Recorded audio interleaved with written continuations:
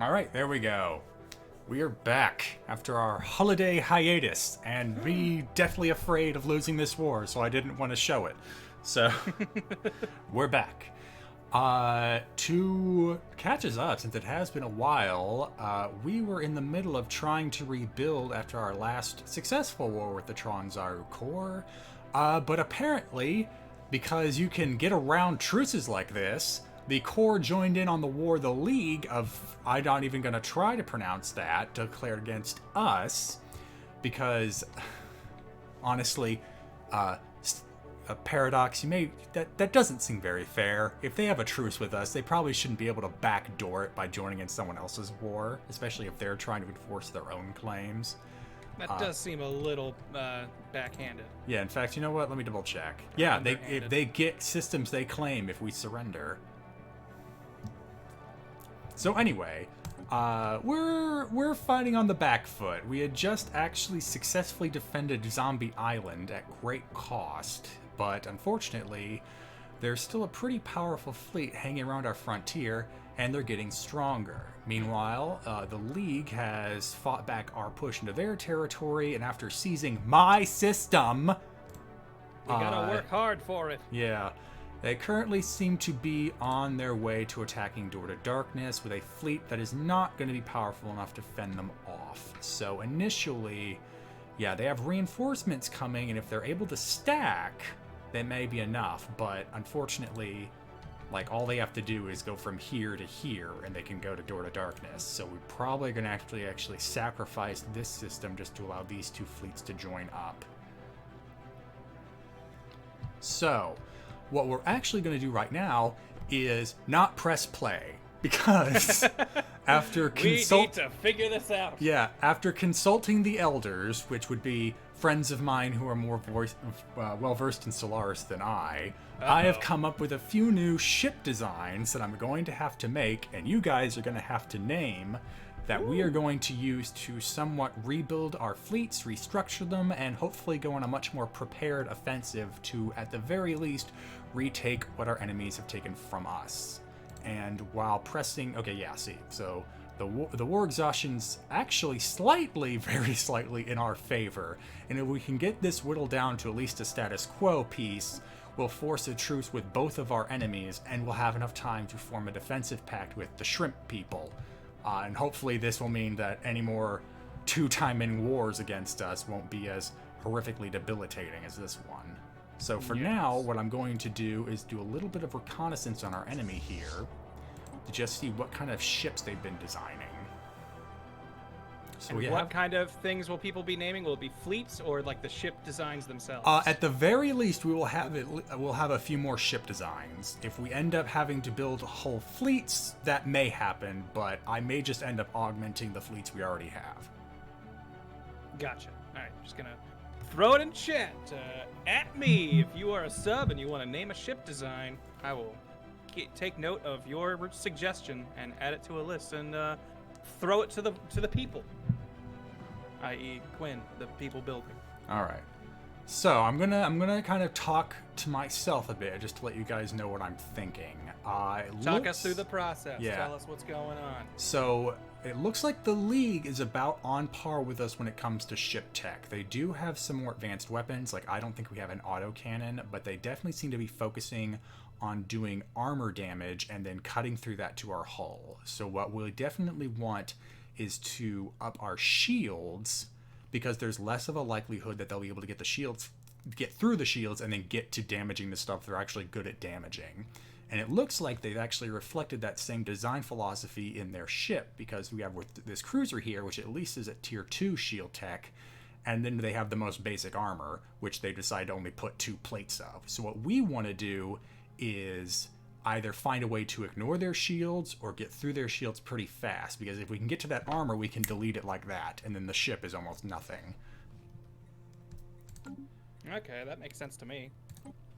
Yeah, it looks like same design philosophy. Eat through the shields while keeping your own shields pretty strong, and that probably goes figure out what their ships are bad at dealing with and be good at dealing with that. Exactly. They have disruptors on their torpedoes or their corvettes. Now, if we go over to the core fleets, They have battleships, which means we're automatically at a bit of a tech disadvantage just because they can use more powerful ships against us. And it looks like they're kind of on the same level as the League, just a little. Their tech is just a bit better.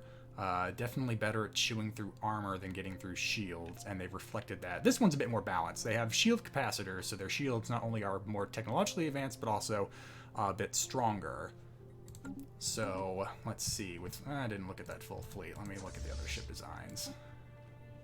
Okay, they have disruptors, which ignore shields and armor, but they also don't fire that frequently. Yeah, the tech disadvantage with the Tronzo core is what's really hurting us. Okay, so if I go over to our ship designer, we already have a few. Okay, and it looks like our shield... Oh, okay, so we actually have better autocannons than the League does. Hey, take that. And it gets through shields pretty well. But when it gets... Let's see. So it looks like using Ripper cannons maybe still be the way to go. Let me just double check the notes I took from my friends. Your little cheat sheets. I'd like to believe strategic advice. I've We consulted... spoke to the vampire ancients. Yes, I've gone and seen the Elder, the Unseen, for the Witcher fans out there.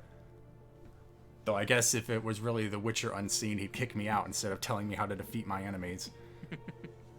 This is forbidden knowledge for beings like you. Alright.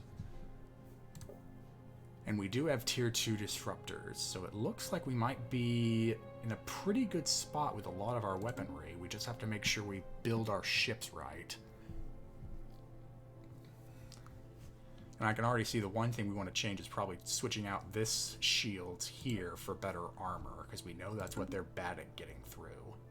If your enemy wishes to bring war, take away his ability to bring it. Exactly.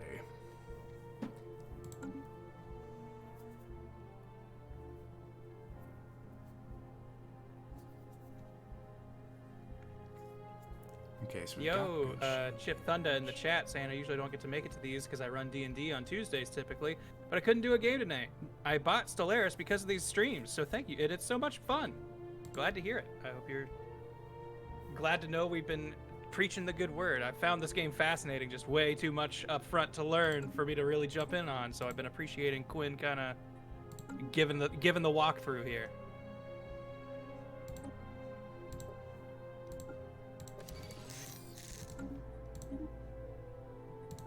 Oh, wait, yes.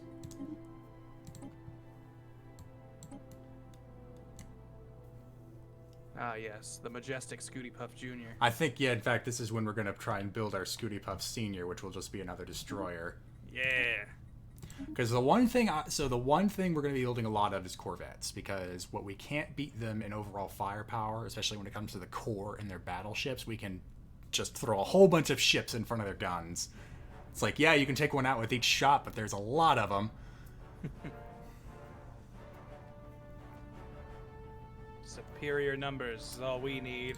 Yeah, you know what? Let's also build a picket Corvette while I'm at it, because that will get rid of some of their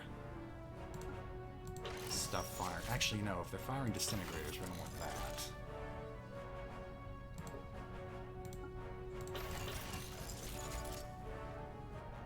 You know what? Here, have a disruptor. I'm feeling generous.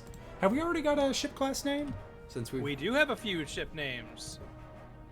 First up to bat, Batwing by Incendies Productions. All right, we've got the Batwing for this little guy, which I think is appropriate because he's going to be good at swatting down stuff that gets fired at him. Nice. Ooh, we may not have the rare resources to afford that. So it's already costing us Voldemotes and crystals. If I add the capacitor, more alloys and gas. Yeah, we have enough to probably refit the fleet, but not enough to really invest in stuff like that, so we're going to have to leave the extra attachment off. But there's the Batwing. Now for our new destroyer. A new destroyer? How about the Marathon Heavy Cruiser by Disconnected Soul? Ooh, you know what? That feels like a cruiser name. Because You know what? That's fair. Yeah, no, that's right from Halo, and I'm gonna save that for at least an appropriate ship class. Cool. Then we've also got the Holtzman from Raven Harrows. Can you spell that for me? Holtzman. Okay, just one N. Got it. Yes. All right, and this one will be artillery. Let's see. Also, thank you, Woody Wolf and Not Dante for your subs. Not Dante, I did get your suggestion and I've added it to the list.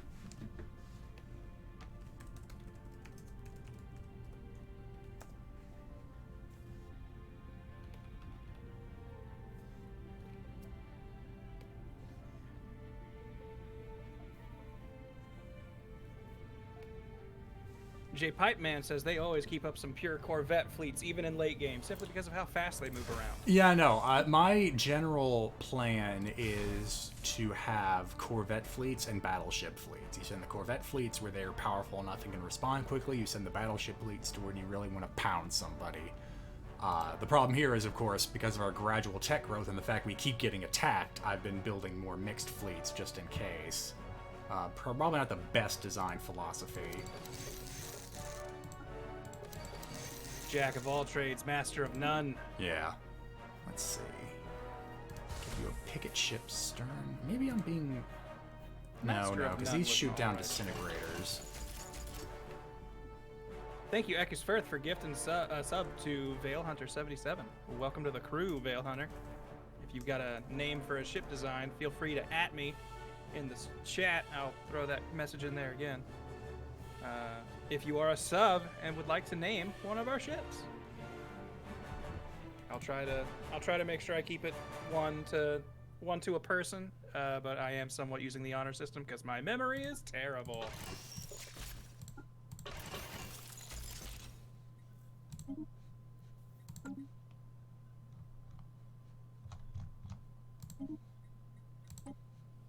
And Jetwave 600, you didn't @ me, so I don't know if it was an official request, but I liked the name you put, so I've added it to the list. You are a sub after all. All right, and this one, and the cruiser was going to be a marathon, like that. Yeah, marathon heavy cruiser. Let's call it marathon heavy, because the cruiser will just be, it'll be the marathon heavy class cruiser. I like it.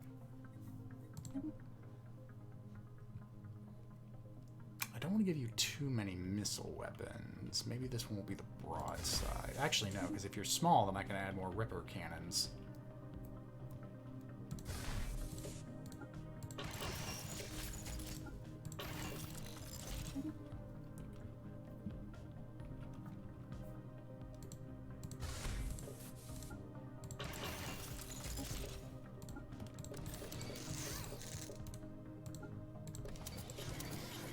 Yo, Wizard the Red with the 3-month resub saying everything I know about Stellaris came from if the Emperor had a text-to-speech device special 7. So oh, that should be interesting. That's a pretty good one, but I also like to believe that that's pretty good criticism on the 40K universe as a whole. You won in the most boring way! Yeah, but I still won. Hey man, that's how it works. Victory is victory. Okay, so we have our new ship designs. Wait, what? Okay, that's the Eclipse design. So what I want to do with our current designs is probably switch that out with a Disruptor. I don't want to... Yeah, you know what? I'll leave the balance there as it is. Scooty Puff Jr. You'll take a Disruptor on both sides.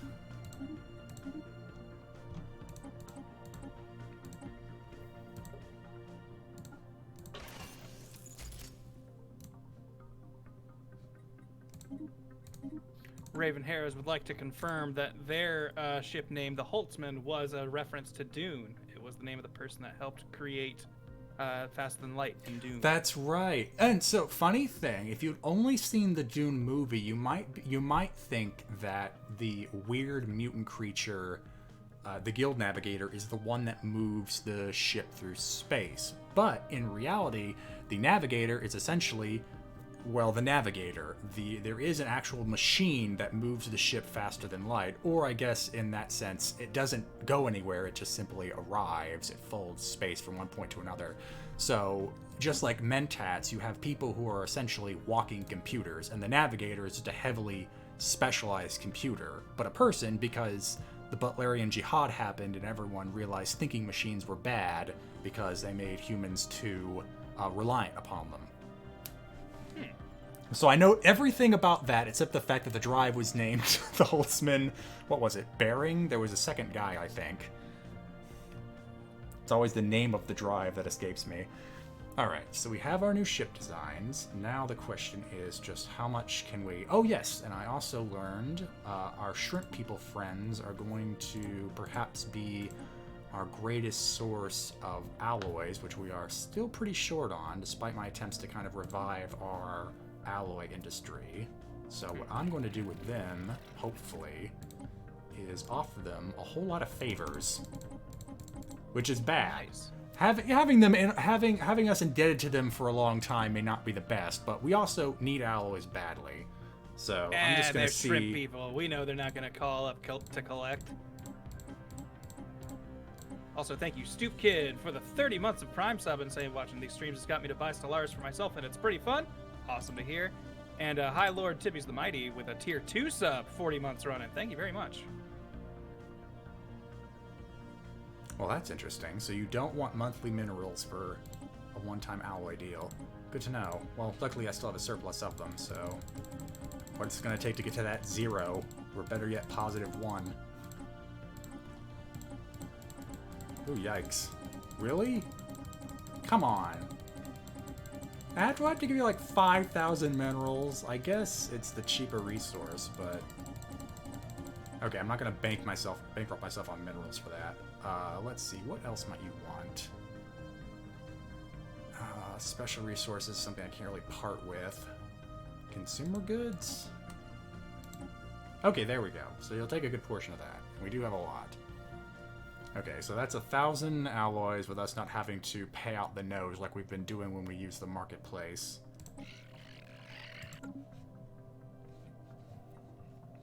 I didn't watch any of it, but one of my favorite Civ streamers was part of a big multiplayer Stellaris game this weekend, and it looked kind of cool.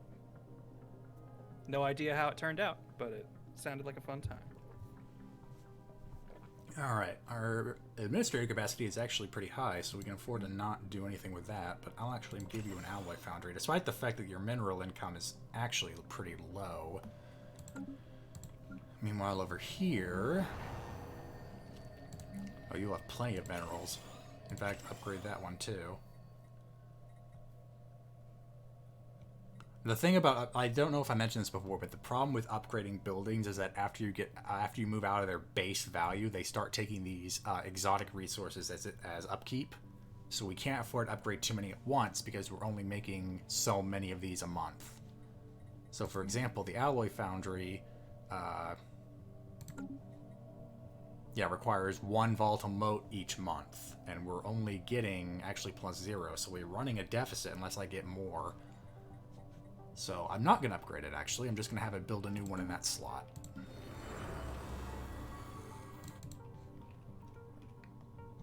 Alright, so that's the planets.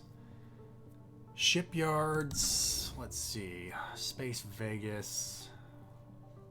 Our naval capacity is actually already higher than what we've got, so we're paying more in upkeep for our fleets than we should. I'm just wondering what station we could afford to change. Our fleets are bleeding money!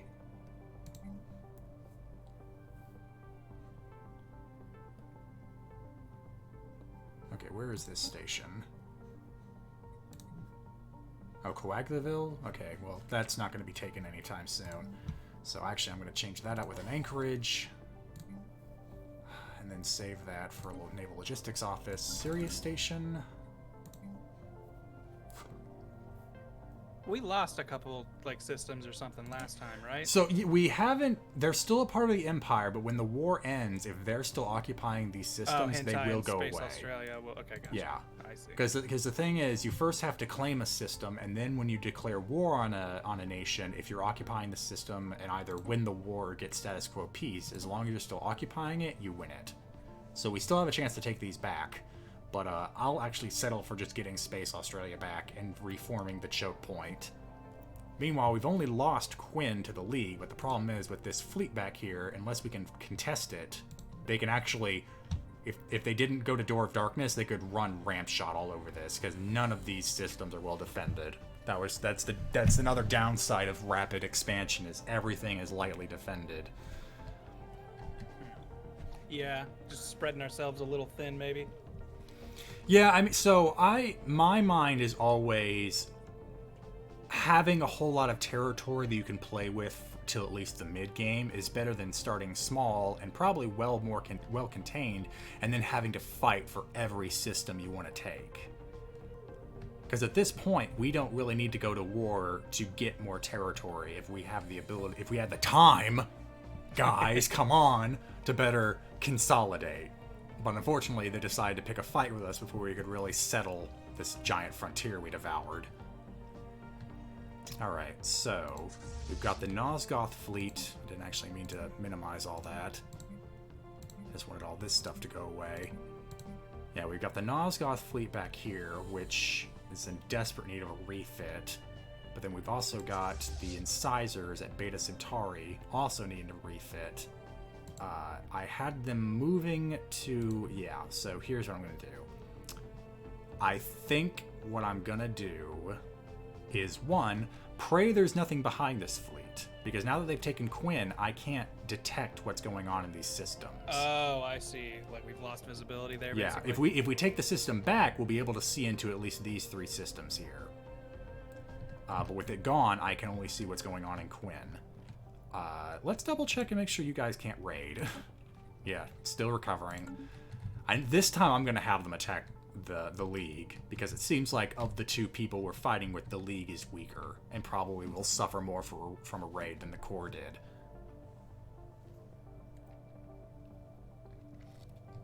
Alright, so what I think I'm going to do, does the Beta Centauri station, it doesn't have a shipyard. That's a bit of a problem. Door to Darkness does, but it's going to be lost soon. So, how quickly could you get to Door of Darkness? 148 days. They'll probably get there in 20. So, the fleet there is 2.8k against essentially double that fleet's strength. A battle there will be lost, but I also can't really afford to build a shipyard anywhere else on the line. So this, I can only hope this is the only fleet they've got, and it continues to go on the offensive towards the capital, because it looks like I'm probably going to have to move these fleets to Seoul to get upgraded. You actually go to Coagulaville. I just feel like going over there. Meanwhile, we have the Morbid Swarm, which is practically incapacitated. Only 9 ships are left after the last fight. They're going to have to go to Seoul as well, because I think that's the only... yeah, 3 shipyards. So Seoul is the best equipped to handle all the fleets I'm sending to it. Meanwhile, the Zombie Island fleet, yeah, you guys are just going to have to get repaired, which is what they're heading to right now. But the station hasn't started rebuilding itself yet, because we just won that fight.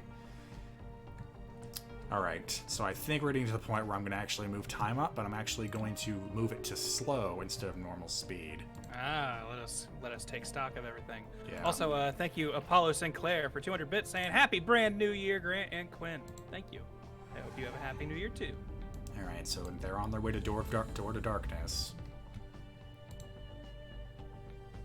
And Dex Kaizen wanted to thank you, Quinn, for introducing him to Stellaris. It's exactly the kind of game they were itching to play.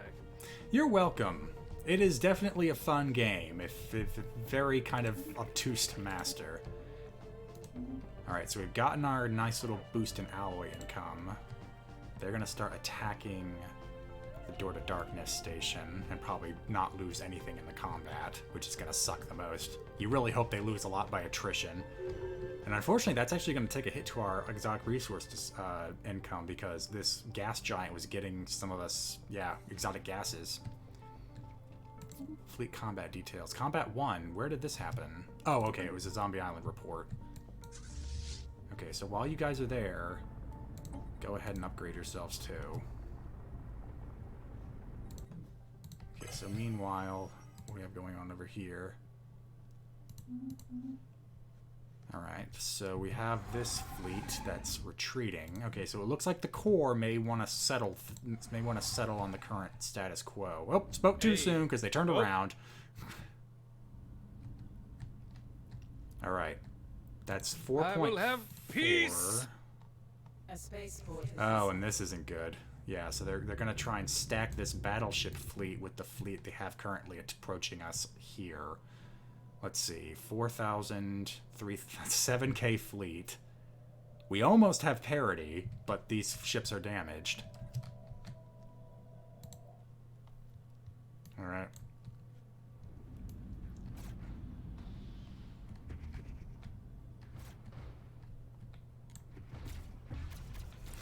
Are you winning, sons? Don't ask me that, Dad.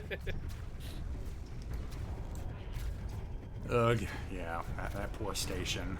That's looking pretty rough. And the problem is, it's just all these missiles and disruptors. It doesn't have any point defense to stop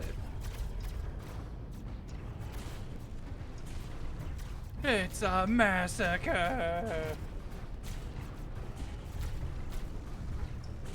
spaceport has been lost to the other side. Okay, so That's they've not arrived a in space voice line I like Australia. hearing. Heading for Green Vamp Land. The repairs on the two fleets are done. They just need to be upgraded now. Which might take some time.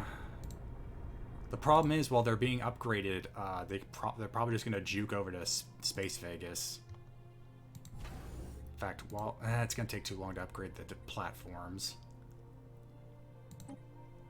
43 days. Both will probably be upgraded by then, but I don't want to spend too much on rebuilding defenses that are somewhat out of date. I'm going to need most of these alloys to rebuild these fleets.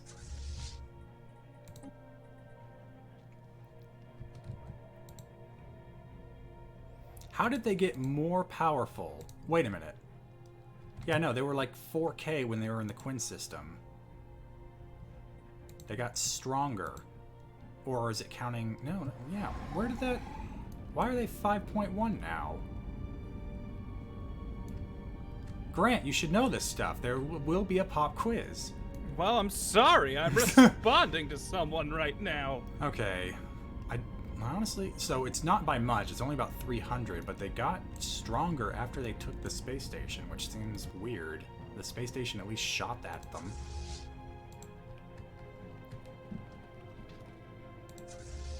Everdews was asking if they missed the war from 2 weeks ago. This is the war from 2 weeks ago. Oh yeah, and look, more offensive fleets building along the Transaru frontier.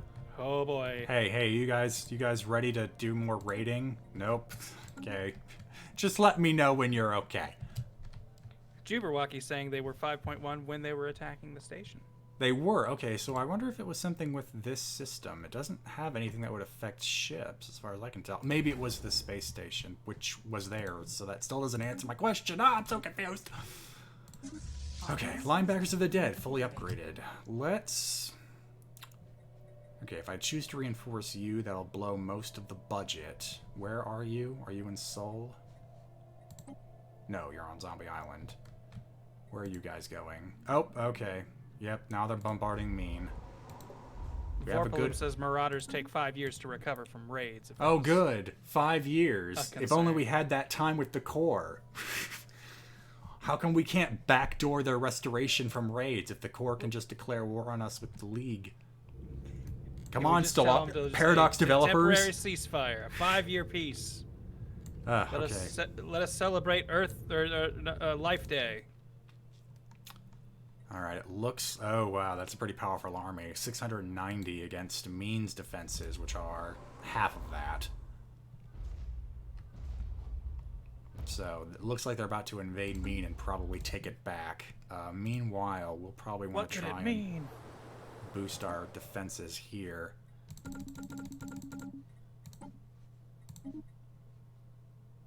Yeah, sure. Not only are you eager, you also have a brain slug. Thus explaining the eagerness. Ideally, I would actually want to try and at least retake Green Vampland, because I'd need a choke point with these guys. Something I can rely on and put them back. And the problem is, I didn't have this one. It was this little thing. That's not a reliable defensive mechanism. It's a big squiddy. Seems protective and safe. Oh, and so I didn't mention, when I first brought up this conundrum with the elders, they said, "Oh, an ideology war is nothing. Just surrender." And I'm like, I can't surrender. The Kaiser will be displaced. And then I also told them that they claimed a whole bunch of systems and went, "Oh, okay, that's why you shouldn't surrender." Forget the Kaiser and our governing ethics. It's the systems we care about. I think Eku's Firth brings up a very good suggestion that we have not been considering. Have we tried marrying one of their children to the daughter of the warring race to broker peace? Well, a political marriage. Well, the problem is one of the nations are robots. They probably do not have the concept of marriage. On the other hand, we have the League down here. Come here, baby. I'll give you my hard drive. I don't think we can find a single person in the Empire that'd be willing to live with that. Like, I don't even... It's apparently a plant species. Beauty is in the eye of the beholder. Their fleet power is inferior to ours. We just cannot get, like, a flashpoint with them.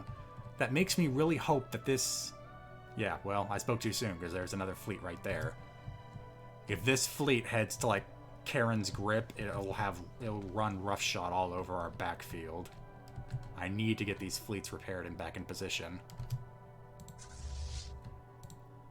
Meanwhile, go ahead and start trying to rebuild the Morbid Swarm. Oh, wait, no. Anyone else need an upgrade? Okay, no. So, yes. Rebuild the Morbid Swarm. Bring up the Fleet Manager. We did change the designs. So, for the Morbid Swarm, I'll want to add... Actually, do I want to add Batwing, or...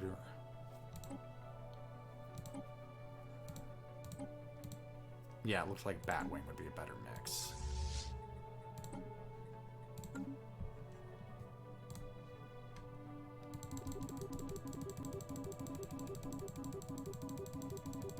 Okay.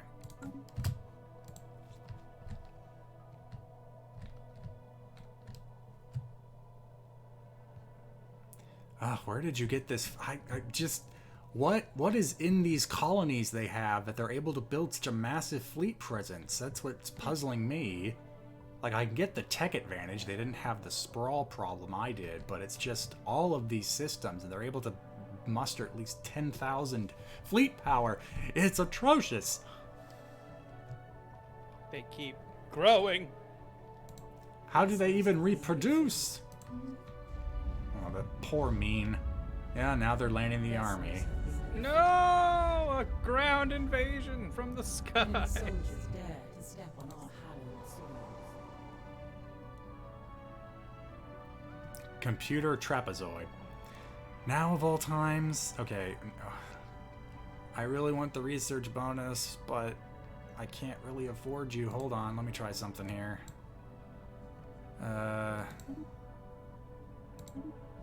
Okay, there. Now stop asking me for stuff. I'm busy. Our vessels have been reinvigorated. Guys, I'm trying to fight a war. Okay. Okay, and they... Oh, what are they doing? They just took Door to Darkness, and then they retreated. They saw what was beyond the door and didn't like it. They saw Frieza System 69. We don't want to go there. 'Tis a silly place.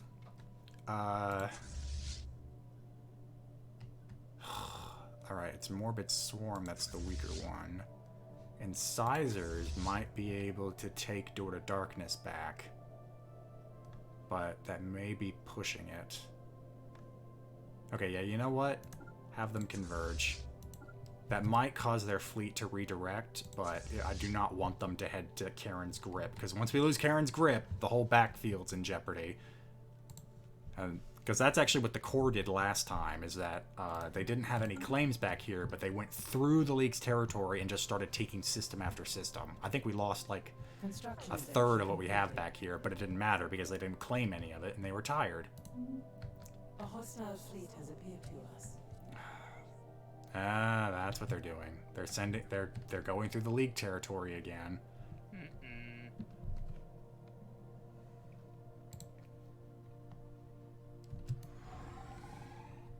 Okay, yeah, so it looks like the more powerful fleet is heading to Karen's Grip. The weaker fleet is following. So we'll have to kind of swing in, take Quinn back, and then kind of try and fight them off here. I know you said 5 years. I'm still going to check. Because I want them. I need their help. Maybe if we beg. Alright, you know what? Before we keep going, let me see. Is there anyone else who doesn't hate us? Well, I'll take a positive number as not hating us, so... Really? Non-aggression pact? It will cost us influence. We have a lot. Sure. Let us make peace. And then offer you, like, let's see. Here, 10 favors. Give me alloys. Whew. Alright, well now, obviously you're not okay with another 100, but how about... Oh, okay. We think we found their limit. There we go. 729, we're A-okay, but 730, too much. That is just beyond. Alright, I'll take it. It'll get us back to 1,000 alloys. A study has been completed. I don't know what favors do, but I need the alloys, so we're doing it. Oh hey, battleship tech. It'll only take us almost 5 years to research it. But we're really behind on the curve, so just start. Okay, so they accepted the trade deal. A world has been lost. Alright, we lost Mean. We lost Space No! Australia. They dropped me on Space Australia. Alright, so where are they going now? Oh, they're immediately moving the army fleet. They are seeming aggressive. Okay, so they're leaving... This fleet will probably move if we make an offensive action, but it looks like they're using the battleships to cover the army's attack on Chiron Beta. Are you kidding? Wait a minute. Every time you build one, you're just sending it off to attack? Don't do that. We need a fleet. I need you to build defensive armies.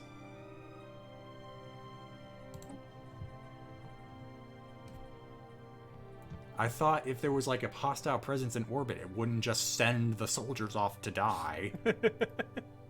What else do we have soldiers for? It's defend the ice planet. It's gonna be your Hoth. If you ain't dying, you ain't trying. It's the soldier life.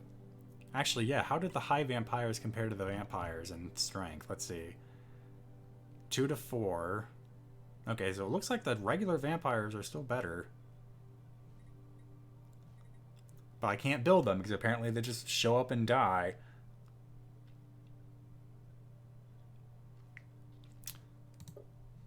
Oh, that's right. You know what? So, change this out. We don't really need that many vampires on the planet now. Build, that instead. You have 160 days. Do it, do it, do it. Meanwhile, over here... Alright. Go ahead and rebuild the linebackers of the dead. It's because we forgot the ways of Buddhism that got us to space in the first place. Oh, We found you're ourselves in this right. mess. We lost our enlightened ways in exchange for We abandoned the spacefaring. knowledge we stole from Macedonia to search the stars, and Yeah. we've been found A wanting. fleet has been bravely defeated.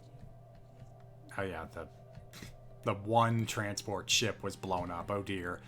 We forgot Okay. the crucial truth of the vampire creed. You are what you eat, and we did eat a lot of Buddhists. Okay, the army didn't move. I think they're waiting for the battleships then. Take it out. The battleships are weaker than our fleet. Seems like this is a good time to pounce and maybe carve away some of their power. Yeah, when we lost Mean, our war exhaustion shot up. We need to fight this to a status quo. If we have to surrender, we'll lose like this whole cluster. The Kaiser will abdicate. We'll lose our choke point with the League. So bad. Oh wow, thank you, Vamp Planet, for gifting 10 subs. Hey, here Vamp in chat. Planet! Vamp Planet 419 to be specific. Welcoming Silent Eagle 3, Confused, Senel, Vorpalum, Seawick 613, J Stealth, Barrel 234, Myth Streams Games, Cheshire Damon, The Spell Singer, and the Foxophonist.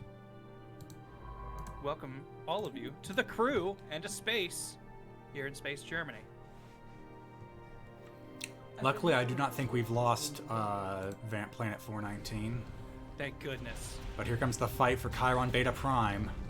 Chiron! For Chiron! 4 battleships against our whole fleet. Parzival with 3-month sub saying, so are we losing the war? I don't think we're winning. It's definite. It's worse than a stalemate, but I wouldn't call it complete defeat yet. We took tactical losses. Okay, so saith the Empire. We fought off their battleship fleet. Only because we were And too here opulent comes and magnificent. too little, too late, fellows. You should have sent them to back up the battleships to begin with, and then you would have had parity. Now we've retaken the system.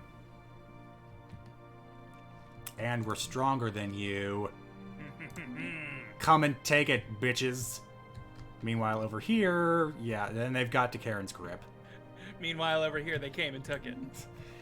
I mean, we couldn't really put it. I mean, I wanted to have a last stand at Karen's grip, but just the positioning of the fleets did not pan out. You're gonna have to start running, my dude. Go to Quaglaville. Get out of there. Okay, meanwhile, how are these fleets doing? Morbid Swarm still being rebuilt. Oh, has been rebuilt. We're out of alloys. Oh, wait. Were you... Was I reinforcing the Nosgoth fleet by accident? Okay, yeah, no. So this should go in the Morbid Swarm fleet. Okay, and it is. It's just not there yet. Sometimes, so the thing is, there can be times where you might mess up a fleet's movement, and if you tell it to automatically reinforce, like I can do here, the ships that were... yeah, see, all of these ships are taken out of our military fleet list because they're meant to just join another fleet. But if I mess up the order, all of those fleets will suddenly be generated and spam the list. So... you have to kind of be careful when you're reinforcing on the move, or you could end up with like all these single ship fleets with nowhere to go. And it's kind of annoying. All right, so are you still going to... Oh, they turned around. They realized their mistake. Yeah, they're going to wait for reinforcements. We might... The problem is we made this space station really strong, so it's tempting to take back...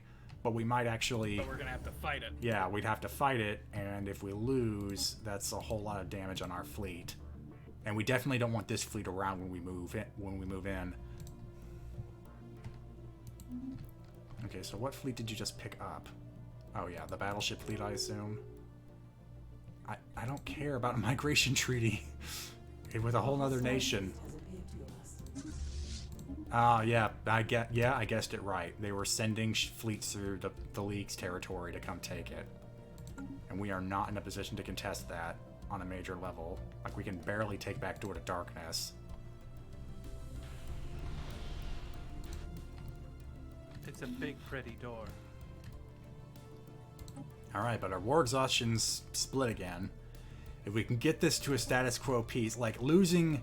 If we can... Taking these systems back would be ideal. Like, I would want a status quo with no losses, but if we can at least keep one of these choke point systems and maybe take Quinn back, that would be ideal. Because then we'd have a truce with them and be able to put ourselves in a much stronger position.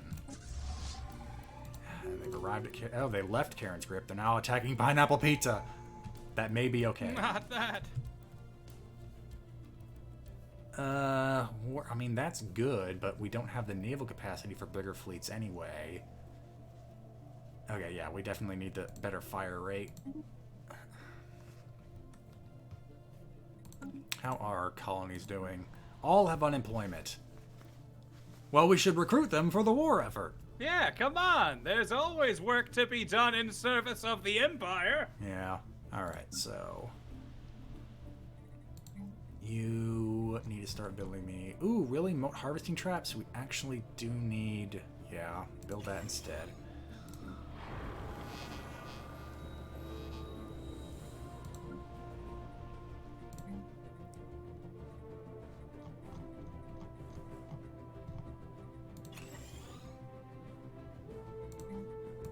Oh wait, you're already building food.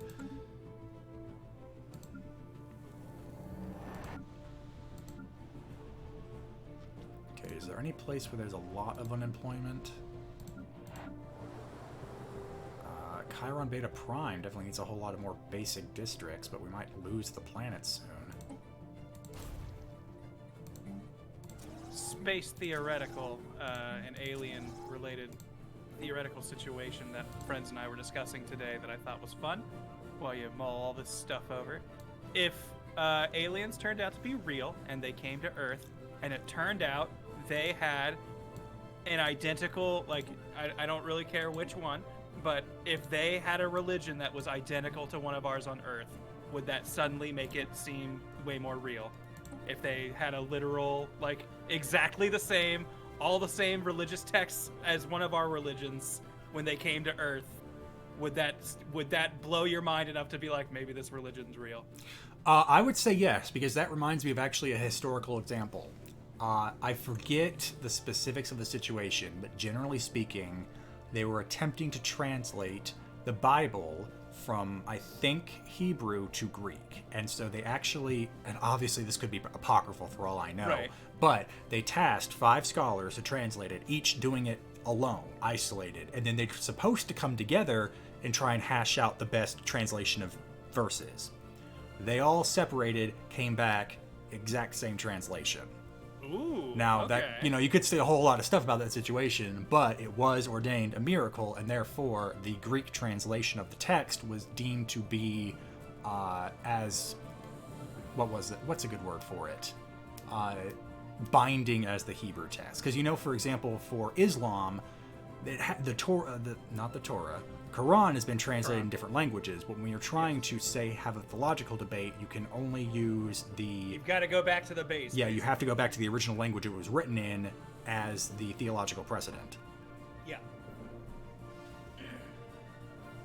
But I just found that a fascinating thought exercise of, like, aliens come to Earth and they have, an exactly identical Quran or Bible or something. And it's just like, yeah, no, this is what we've worshipped for millennia. And it's just like, oh, wow. I think the bigger question is when you have like, oh, we have our own Jesus and we believe God made us in his image, then you essentially have that's they have Jesus, but he's got tentacles and 20 eyes. Yeah, you have the carbon copy religion, but it's focused on the aliens and not you. It's like, wait, did God just pull this trick on all of us? Like, he's real, but he also gave us the same shtick?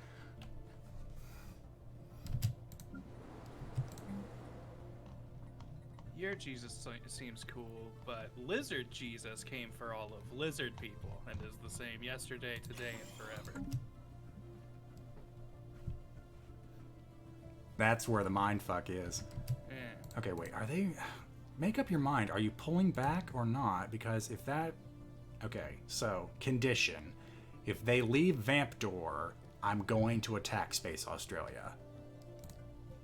I feel like it's a very big risk, but if we can take back this system, we reestablish a pretty strong choke point. Because that's 5k fleet strength by itself. That station might have been able to beat that fleet one-on-one. And plus, we can take Mean back. I do love having Mean in my back pocket. Okay, so start. No. You haven't taken the station back? Okay, well, don't do that. Just stay here. Meanwhile, Morbid Swarm. Still getting reinforced. Okay, wait, I thought you were done. Where are all these other ships coming from?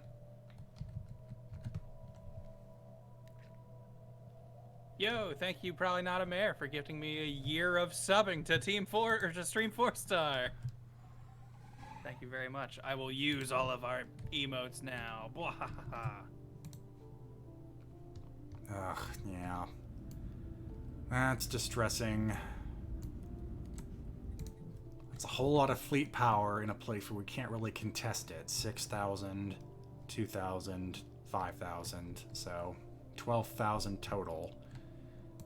You guys still not in for a fight? Oh! Oh my! Well, guess who you're attacking? The League. You're attacking the League. How much money do you need? 3,000? Give me a sec. Hey, who wants some minerals? And consumer goods. Okay, there you go. Andy Red V, thank you for extending the hypothetical earlier. Would it be even freakier if the aliens also had 3 different alien actors playing Batman? I feel like we'd fall in. That would be fascinating. Yeah, no, if aliens also had Batman and had a movie series where Batman was frequently changing. That feels like an alternate universe. Like, have you ever seen that I think it was just called Another Earth, where it was just one day this girl's driving along the road and then another Earth just shows up in the sky. Is there? Oh, that's great. Yeah, because the whole. Seen that, but that sounds fun. Yeah, well, it's definitely much more a think piece than a sci-fi movie, because stuff happens because she sees the planet, and then it's like, well, maybe it didn't happen on that other Earth. So it's how true could it be? Yeah, so it's a thinker, but that's a very interesting kind of broken mirror situation where we're kind of just humans, but we're not obviously look at us, we're reptilian Things are people. very different. Yeah, we have everything you have, but it's slightly different. Also, thank you, Magnesium, for gifting the sub. Thank you, Vamp Planet, for the 1,000 bits. Actually, Magnesium gifted a couple subs to Shazzlecan and D Lunas. And Navy Blue Wolf subbing for 32 months on a 31-month streak. Thank you, all of you. Oh, we just got the Horcruxes colony. I forgot we set that up.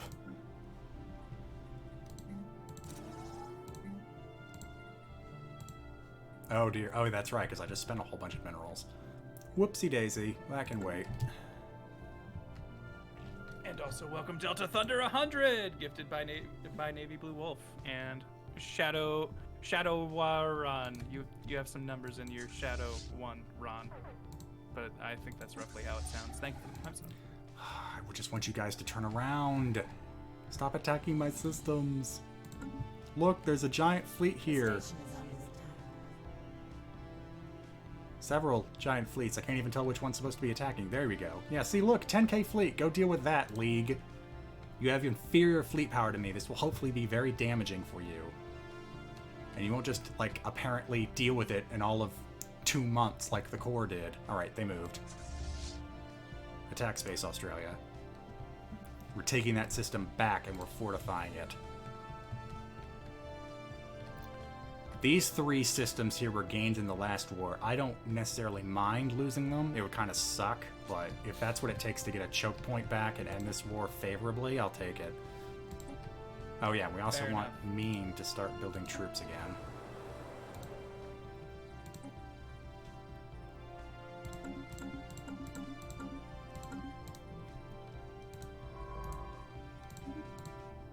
A hostile fleet has appeared to us. Of course they have. Welcome to the crew, Lord Catger. Thank you, Wizard the Red, for gifting another sub.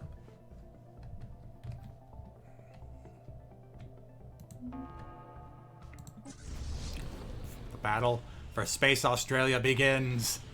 Good day, mates! This is a knife. Alright, that's the extent of my Australian knowledge. This is a fleet. Crikey. Have a go at this. Oh, hey, we ran into the furries. Whoa! Zuracorp. Well met, Zuracorp. Go away. Unless you can offer us something we can use in the war. Yes, Thank they you, are Inevitable cute. Geometry, as an Australian, they approved of retaking their homeland. For all the Vegemite, yes. For the Vegemite that we kept on Mean. I think I only had Vegemite once in my life, and I don't remember liking it. But I have very picky, specific tastes, so let's not exactly a comment on its quality. All right, we took back Space Australia. Now we just have to make sure we hold it. Chat's going a little wild for space furries. All right. Now time will tell if we're able to retake Mean before they catch Wise. Actually, oh man, they are sending everything through the League territory, aren't they? Uh-oh. Fleets, because they've had several strong fleets over here on the front line disappear, which only leads me to believe they're sending them this way, which is a very long trek. But once they get over here, we have nothing to fight them with, so we might have to retake all of the stations on the line, just to make sure that this doesn't screw us over. Oh hey, they ran into Vlur.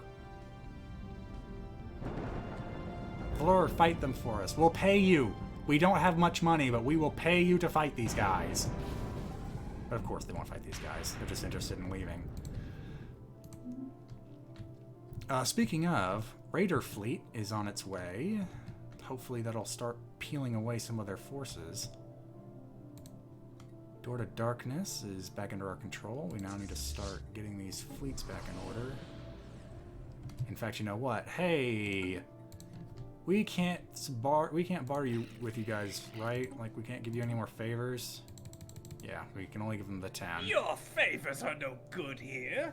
They did like consumer goods, which we are producing in abundance. So They love our vampire malls. All right. So just out of curiosity, if I gave you,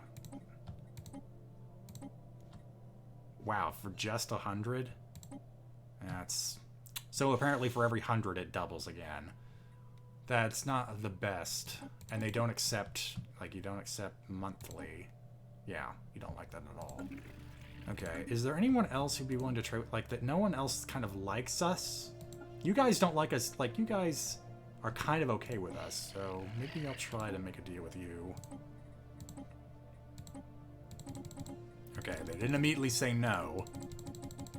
So I'll ask for 1,000, which obviously is, I think, the deal breaker here. Okay, okay. We can work with this. Here's some Twilight fanfiction. We mainly write it as a joke. Wow, really? Oh, they don't like the consumer goods at all. Oh, you know what? I wonder if they might be like a hive or something that doesn't use consumer goods. So how about, I really don't want to give away that stuff, but minerals may not be that enticing. Okay, okay, hold on. All in their favor at the same time. All right, that's pretty big, but I'll take it for 900 alloys. And they agree. Good, we can start rebuilding the fleets.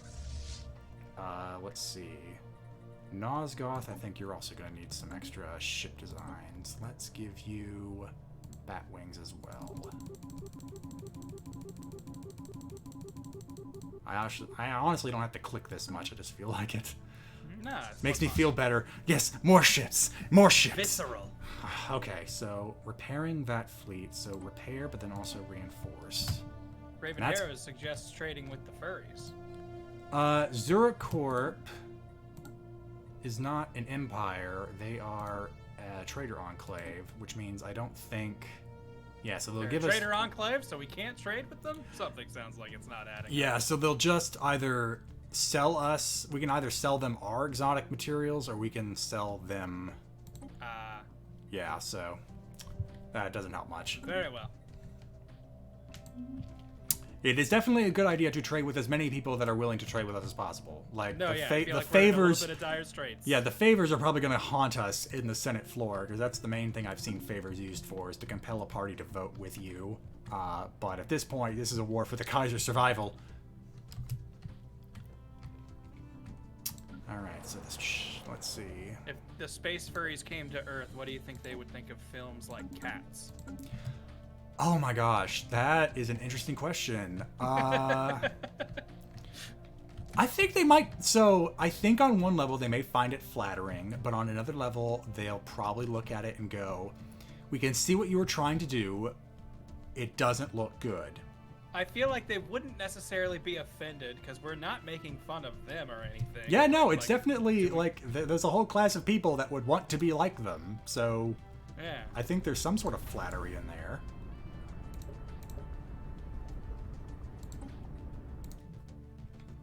Oh, wow, they're not... Yeah, no, the fleet's moving even further away. They're definitely taking the back door. Which means we should... Once we rebuild at Space Austria, we'll probably have to go on the offensive. Okay, the raiding fleet has disappeared. And it does not look like it has stopped the fleets they sent into our territory.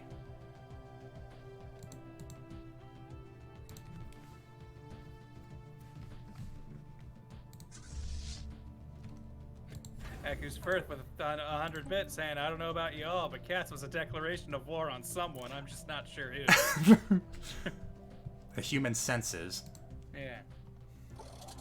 Like, Roaches. There's that weird scene where she's eating roaches, right? I saw that part. Yeah, no, that was Rebel Wilson eating a roach, because apparently that one roach got a bit too improv on stage, which was a cake. Oh my god. So here's the thing. I honestly, in my mind, Cats is the Rocky Horror I would go to if Rocky Horror wasn't available. Because okay. I think there's some part of me that, like, even though I've seen neither, I can understand how they might share an energy. So, before everything locked down, the Alamo did have a set of rowdy screenings, which essentially you can heckle the movie. I went to one. That was a great night. I also I have a small sense of pride in sitting there as the Universal text is rolling over the screen and just shouting, "Buckle up!" and getting the whole crowd to laugh at least. And like, because the weird thing is, even though it's a rowdy screening, they give you the movie party intro, which is still saying "Don't heckle." And I'm sitting there like, if I can't heckle this movie, I'm leaving and getting a refund. That's why, So I'm going to break the ice, and if someone calls me on it, I'll follow through, because obviously this isn't what I thought it was going to be. And it was a fun night. Someone brought their 10-year-old daughter. Don't know why, because I felt bad swearing, but I swore. Seems like an inappropriate audience for that. Well, so I initially thought, oh, maybe she didn't know it was a rowdy screening, because there are times when I almost buy tickets for like Alamo for All, which is I don't know if you've read the description of that, but essentially we like let kids in here event? and they have fun. Gotcha, yeah. So that's definitely something I avoid, which means there might be a time where, that she bought tickets for Cats and wanted to bring her daughter, but then it's like, oh no, it's a rowdy screening. But they stayed there the whole time. I feel like if you had any problem with what was going on, you would have left earlier. Yeah, it's one of those things where at some point you have to realize what's going to be going on, and it's your choice as a parent to stay there. Yeah.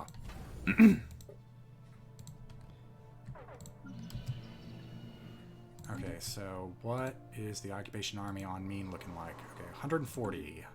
How about our fleet over here? Just starting to build up. That's still going to take some time.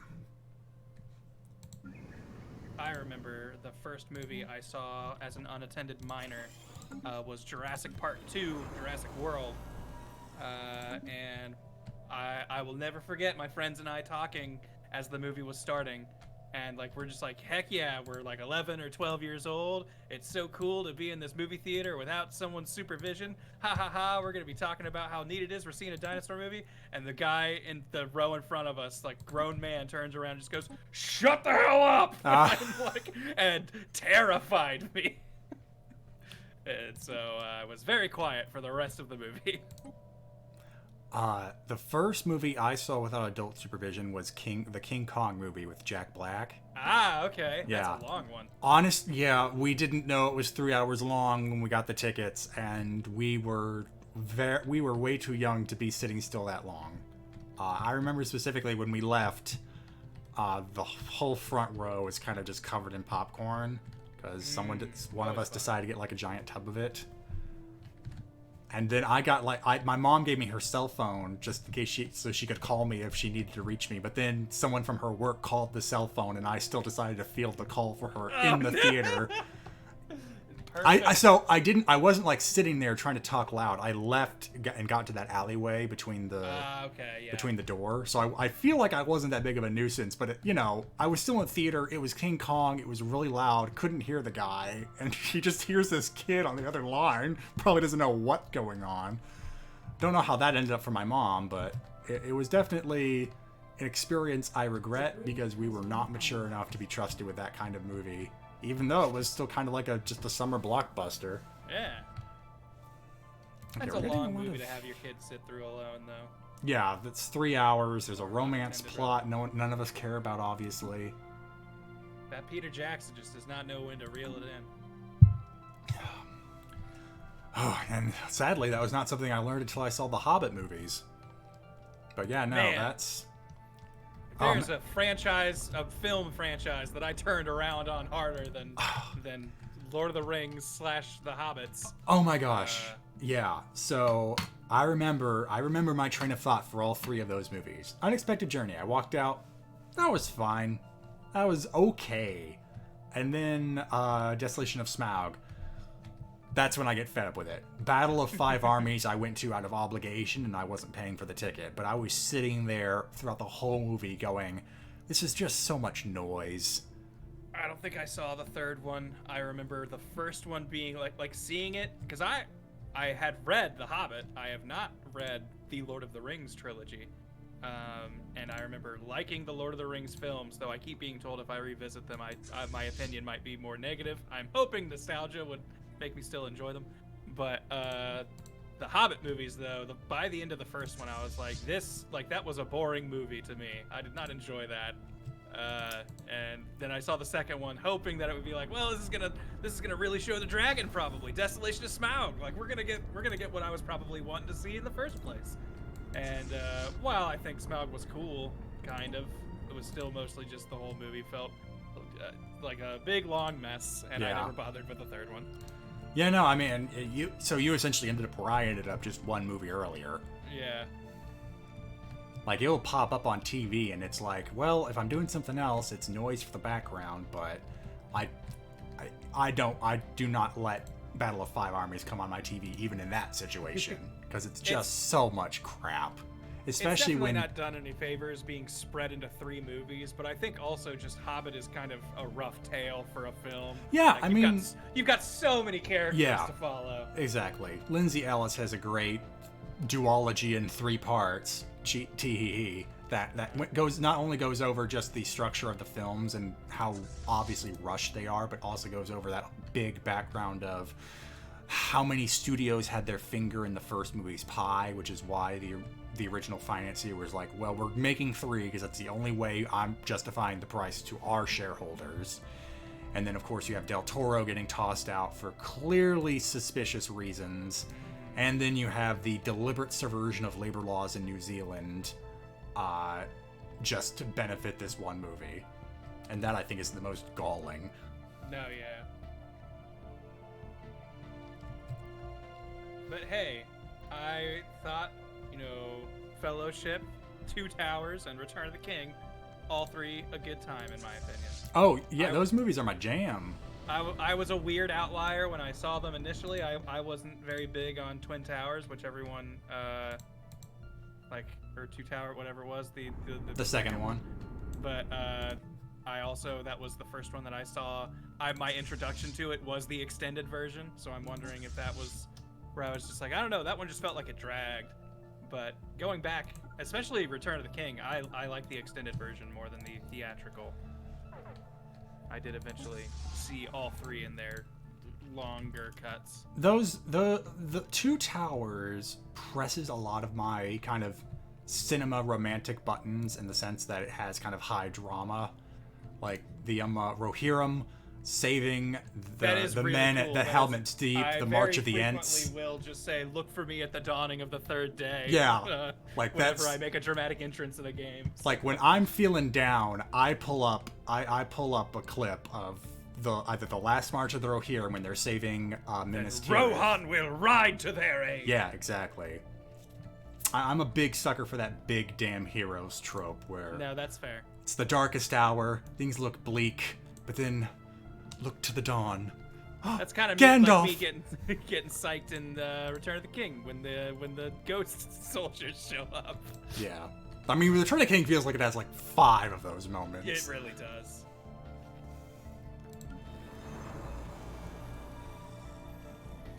lighting of the beacon is pretty cool. Yeah, though it's one of those funny things where I think about how unpractical that is as a mode of communication, even though,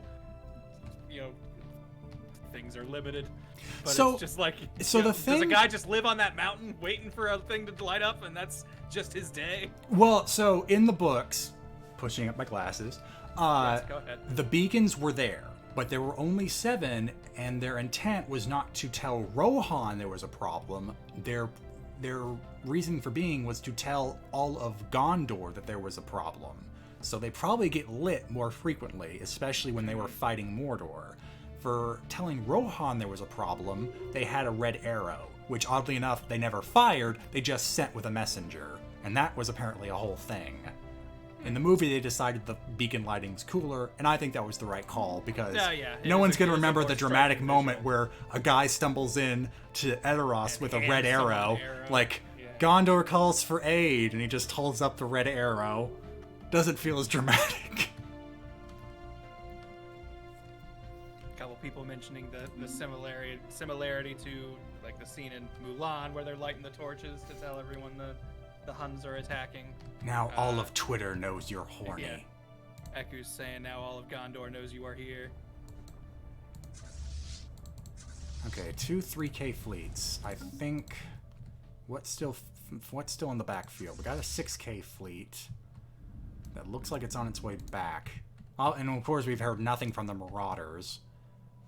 Our war exhaustion is peaking a bit, but status quo is getting less and less negative. Ideally, I would want this fleet to leave, or maybe attack me at Door to Darkness, because I could meet it toe to toe. It'd be heavy losses, but I would win. Meanwhile, they still got 2. So luckily, it looks like the League has only claimed 3 systems they've occupied. They've only got, if we had peace now, the only systems we'd lose to them would be Quinn, Cherax, and Karen's Grip. The rest of this stuff they've occupied, but it's ours still. So this fleet over here is annoying, but it's not conquering anything we'd actively lose. So basically saying like these are acceptable losses, perhaps. Yeah, no, it's annoying as hell because it damages it means we lose access to the resources in the system, which is probably hampering our long-term efforts. But if we could just take these 3 systems back, it doesn't really matter how much of these systems they take out. All they're really doing is messing with our war exhaustion, because each system we lose, whether they claim it or not, makes our number go up. And we just got Vamp Door back, so there's that at least. If the core is gonna mess about in our back field, I'm just taking these systems back. The one I'm very tempted to attack Transkaras. That's their capital. How well defended is their home planet? Not very. They send all of their soldiers out. Yeah, the problem is their space stations along the line are pretty well fortified. Like, I think these are Starholds, which are almost the maximum space station. Oh good, it's back. Long after it was needed. But sure, go do some research.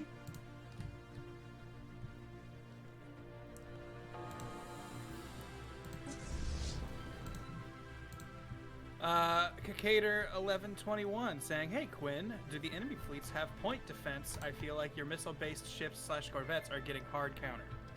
I didn't see any outright picket ships. Yeah, so point defense on the corvettes, but their larger ships don't have any. Okay, nope, spoke too soon. More point defense on the destroyers. It's only their, okay, so it's their big ship that doesn't have anything that counters the torpedoes. But that's the thing, is that I also have point defense to counter their disruptors, so I don't know if I'm being hard countered or just frustrated, because I don't have even my torpedo boats have autocannons on them, so I'm still doing damage to their shields and hull. Also, even if I am being hard countered, I actually don't have the alloys to refit the fleet again. A study is complete.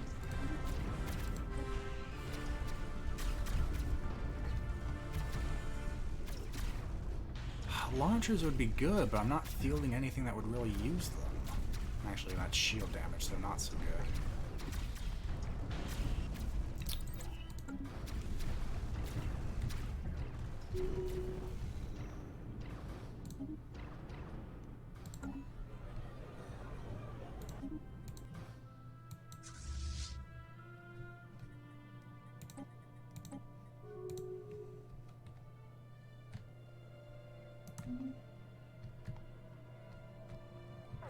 When we zoom out and see the whole universe disk, we feel so small in the grand Well, scheme. there was a time where the text on our Empire was bugged, and it actually said the Eternal Empire, pretty much all from all the way over here to over here.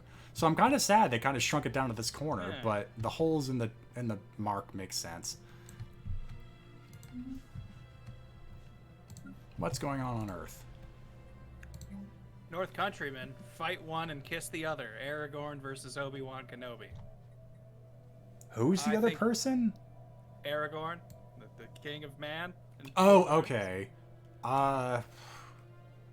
You go first. Let me think. Honestly, Obi-Wan would be a tougher fight. I think the Force outweighs Lord of the Rings magic in my mind. So I'd probably offer Obi-Wan the kiss and go toe-to-toe with man's king. I think that's pretty logical. I think I would agree. That said, if it was just purely a who would I kiss contact, Vigo was quite the handsome man. Did you hear Can't that? deny. Did you hear that that Aragorn was almost going to be Nicolas Cage? What? Yeah, What? I know. Oh, we were denied the best Lord of the Rings. I'm just. It's so hard for me to imagine it though. Like, just imagine some of the scenes. Like, I can't imagine Nicolas Cage just storming into the throne room saying, "Gondor calls for aid." I want to see Nicolas Cage looking at a bunch of halflings and going, "You bow to no one." A hostile fleet has appeared. I know I had heard. Who was it? I thought I had heard. Wasn't Patrick Stewart considered for Gandalf? Was that something that I had heard? That feels right. I wouldn't be able to confirm. The only one I've heard about was for Aragorn. Yeah, I'd never heard that about Aragorn, but that sounds amazing. Gandalf was almost Sean Connery. That's what it was. That's what I heard. Not Patrick Stewart.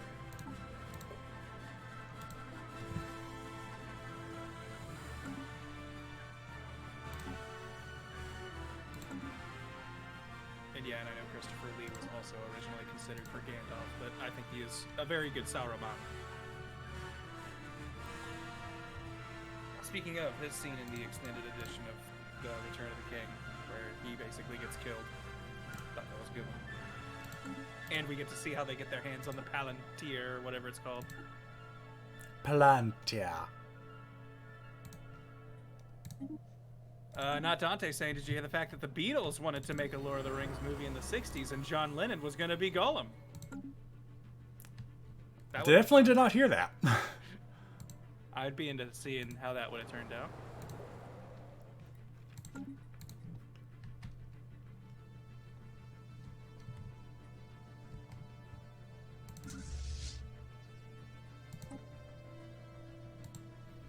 Okay, if they don't come back, man, I don't like the risk. This is nothing. They're definitely just trying to maybe send reinforcements down the League's path. Like, I think they've decided they're going to mess with me here, which leaves their core systems vulnerable, but I'd have to commit to using both fleets to attack their capital, which means Space Australia would once again just be the space station by itself, which I'm not a fan of. If a battleship fleet comes out of the ether.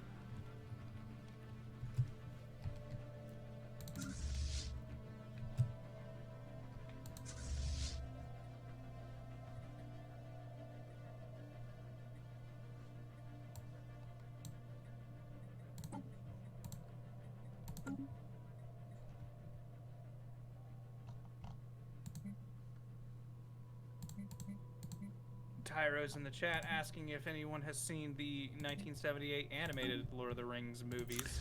I never watched any of the animated ones, but I've heard some of their songs, and I wish they were in the live-action ones. I have not seen the whole thing, but I got bits and pieces of it.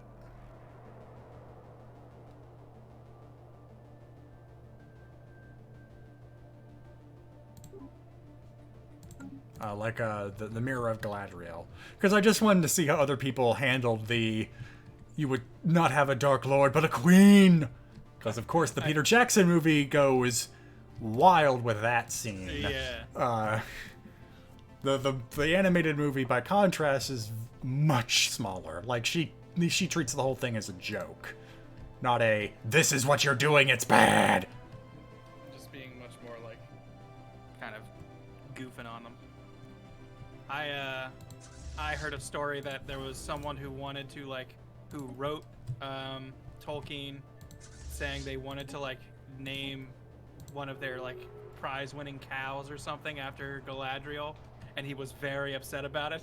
He was like, please name it after any other character, not Galadriel. Galadriel should not be a cow. I remember... Actually, I don't quite remember it well enough that I feel like I should say it, but I think it was like some sort of... It was some sort of arm of the Nazi propaganda wing was trying to talk to Tolkien, and he just responded in such a great... I'm British, so I can't put you down directly, but I'm going to make you feel really bad after reading this letter. Which I always admire, because it's nice when you get to see someone you like curb stomp a Nazi, even if it's verbally. A hostile fleet has appeared to us. And Cindy's was filling in on the trivia with Nick Cage almost being Aragorn bit, saying someone else aside from Viggo and Cage was initially cast as Aragorn too, but they were too young and they stepped down at the last minute, leading Viggo to be rushed into New Zealand in a very short time frame. In fact, if I remember correctly, Viggo actually asked his son what he thought, since the gig would mean he'd be away from family for 3 years, and his son told him to do it. That same kid would make a cameo as the young teen Aragorn, or as the young teen that Aragorn talks to in Helm's Deep on the verge of battle in the Two Towers movie. Oh, the one that says it's hopeless for the 15th time? Oh, that's unfortunate. Because, yeah, no, we get it. It's hopeless. Now I feel bad, because that's very nice. I would have given the kid a better line. Yeah. They're saying that it's hopeless. Yeah, I know. You and like 15 other people we've talked to tonight. By the way, Such a downer. we're out of it. Our vessels have been reinvigorated. Oop, oop, hello. Okay, the raiders have withdrawn. No! So that's all the damage they're gonna do for a while. Let's see, take them out. So actually the League was at the bottom of this list last time I sorted it. Their fleet power is still inferior, but it got bumped up. I wonder how much was the core helping them.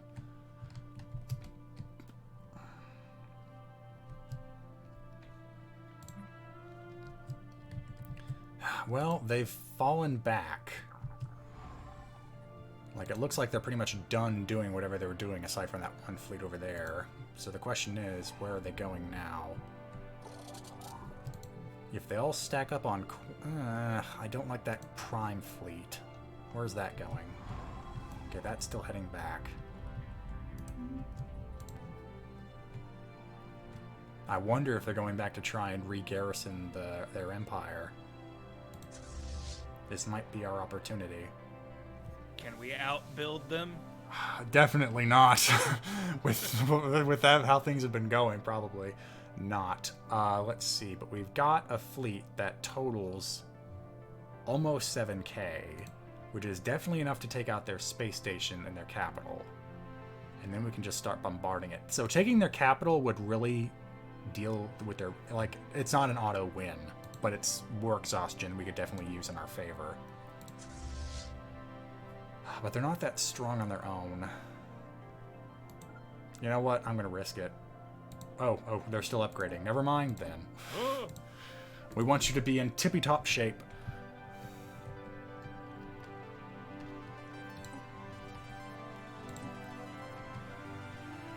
Okay, meanwhile, how's the garrison on Mean doing? It's 140 Against R-160, another fleet will be made. You guys need a general.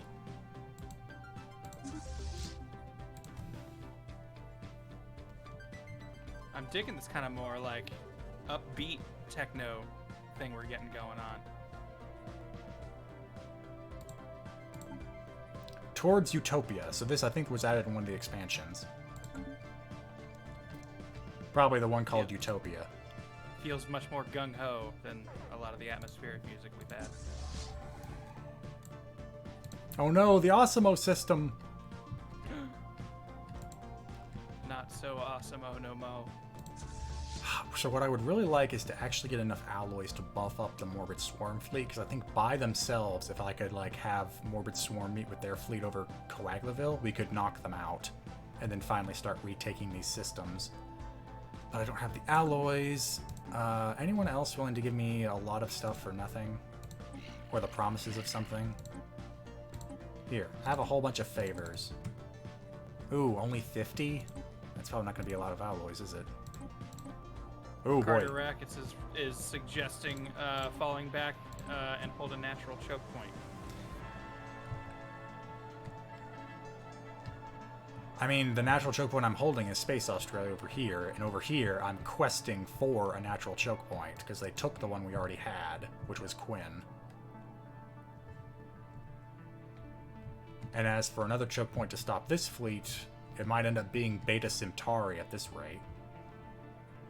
Okay, you're not. I'm not. That. Back on the Beta Centauris. So that's a bad deal, and everyone else kind of hates me. Hey, how about you, Holy Guardians? You want to give me stuff? 1 alloy. Nope. I gotta love those fallen empires. So stuck up.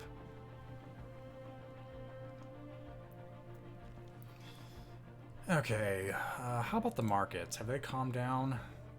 Kinda.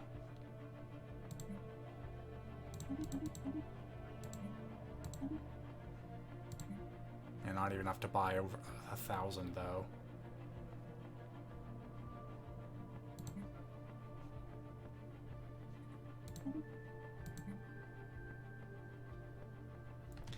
Yeah. Hey, how about you guys? You're not even gotten your fleet back, have you? Well, just call me. I'm always willing to pay you guys money to mess with them. Ah, are they heading to... They are falling back. They might be heading back to their territory now that I've started to regain the stuff I lost over here. Anyway, how are your upgrades going? Ooh, they are going to take a while.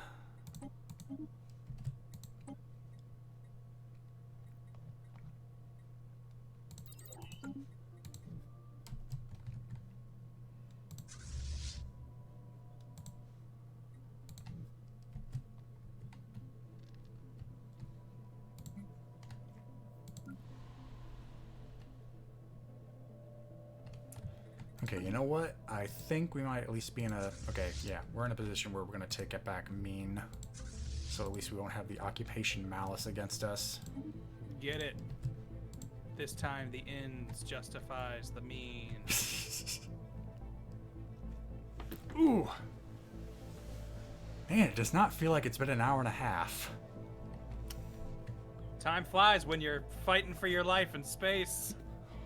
We will save you, Barbarossa. Vessels have been refilled. I mean, not just Barbarossa. I'm afraid that if we have to capitulate, what will happen to Crown Prince Emir? That's what I'm most afraid of. That Emir will have to abdicate as well. We can't let him leave. Exactly. After all he's done for us, we can't just capitulate. We need his sage wisdom and leadership. Exactly. Alright, you're pretty tapped out when it comes to mineral income. However, people here are very unhappy, so I think it's time to get some amenities. Oh, wait, what system did they just hit? Of a down. Okay, I thought that was the other fleet. Some of these system names are still fun when I remember them. I still can't get over Karen's grip. Karen's grip is pretty good. I would love for Karen's grip to have maybe even switched out with Quinn, so it can firm like our choke point. Yeah, such a natural choke point with the League. Oh, okay. So even the League's falling back. That might be a chance for us to come in and snatch up the systems they might take from us at a piece.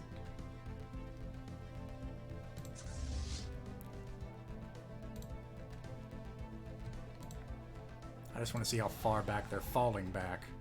A worldly invasion has begun. All right, we're taking Maine back.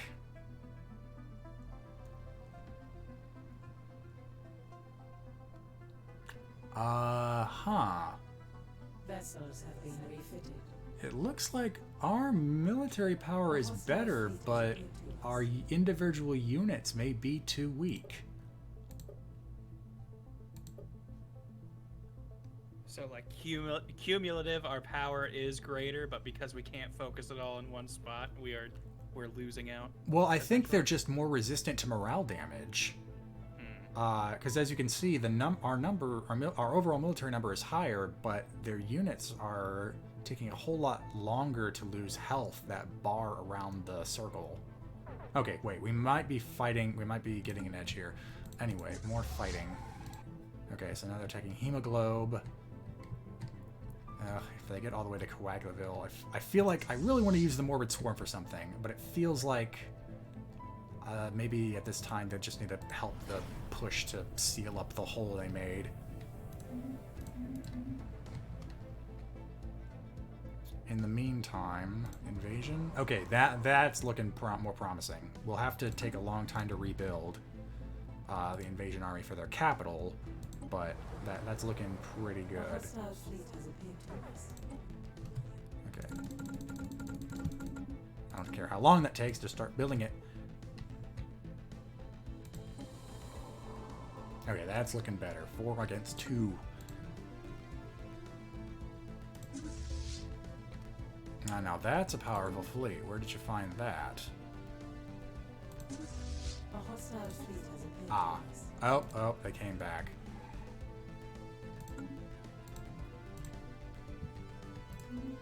So they showed up over here and then immediately swung back around. If we can get the Morbid Swarm over here, we might have enough fleet power to contest them. Let's see, so that's 750, 500, so 8,000 total. We have 6,000 here, 9,000 when the Morbid Swarm shows up. And I think we'll have more ships total. All dancing in front of their guns. Clear of belligerents. Yep, they've showed up at Coaguleville. Planet has been secured. We've gotten Mean back. So much data. Has been analyzed. There's so much information. Go ahead and fall back to Green Vampland to start rebuilding the army. You're done, right? They're both upgraded? Really? They're not? Okay, then.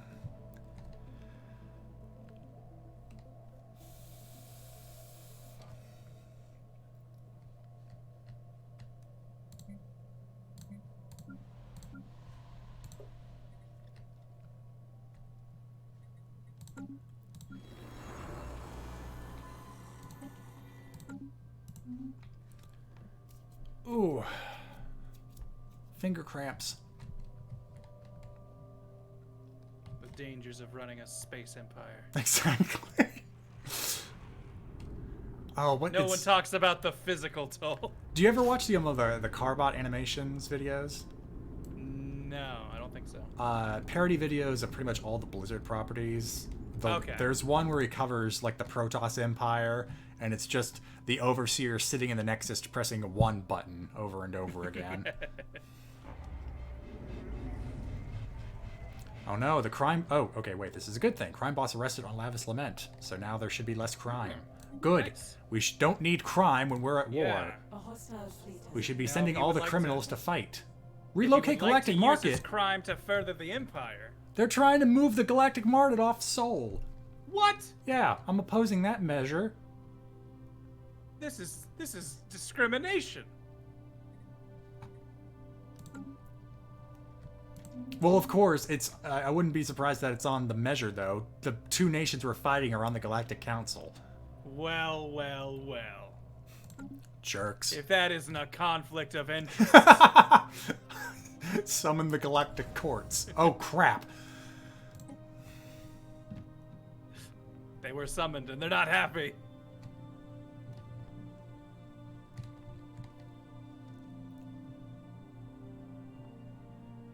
Okay, Morbid Swarm's almost there. Vessels have been refitted. I'm moving into... Alright.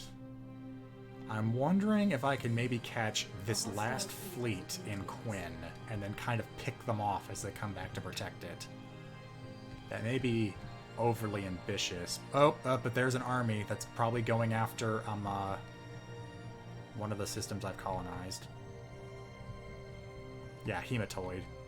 So, probably need to move sooner rather than later. You're gonna be a bit late to the party, but I need to stop that army.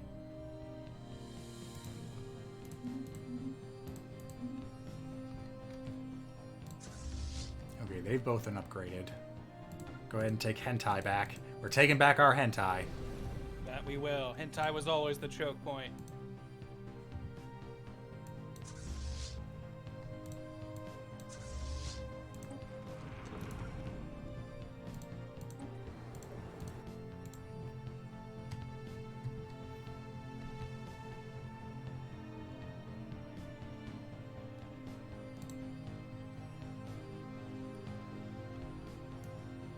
Go, Morbid Swarm. They're going to need you soon. Ugh, the army's gonna get away. We're gonna have to kind of chase them down the line, which means they're gonna get worn down by attrition. Ooh. I'm feeling hopeful, though. We can do it. I feel like we can at least get this to a status quo peace that's not gonna... Like, the Kaiser won't have to abdicate, but we may still lose territory? I don't know. I should make sure, after this, I should make sure to tell the elders that at least it feels like they gave me a fighting chance, where otherwise I saw only hopelessness. For hentai! Yes, that. Remember the hentai. That shall be our crowning cry Yeah. for the Western Front. Don't do it for yourself or for the Empire. Do it for the hentai. Today, we celebrate our hentai. I was hoping they would jump to hyperspace right after I said that. Oh, hello. Okay, we got Quinn back. Yay, we got me back. Go ahead and regroup around the station. I wanted to repair you guys before you continue. Alright, how did they respond? They aren't turning around, which means we may end up colliding over Hematoid. Ooh, and they're bombarding Horcruxes. It is not a planet that can survive a long bombardment. They don't have that many people there.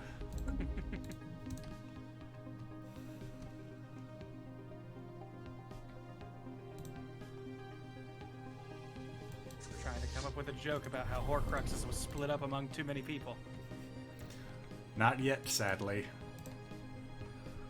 They didn't let the joke mature, those bastards. Yeah. Okay. I'll sit the fleets at Hentai for just a little bit while the army starts building up again. 169, almost nice. And how big is the army they have in the capital? 173. Okay, actually, you know what? Go ahead and attack. Because the army, it's going to take some time for the army to get there anyway.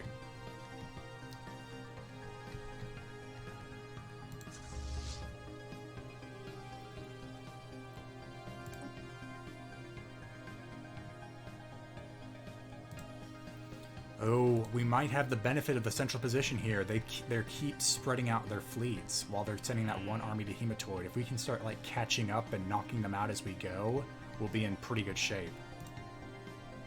I'm just worried about the attrition from taking out each one of these. Well, luckily Quinn was the only one that was really worth anything. The rest are kind of pushovers.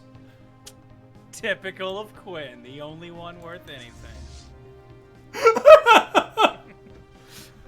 I didn't mean it that way.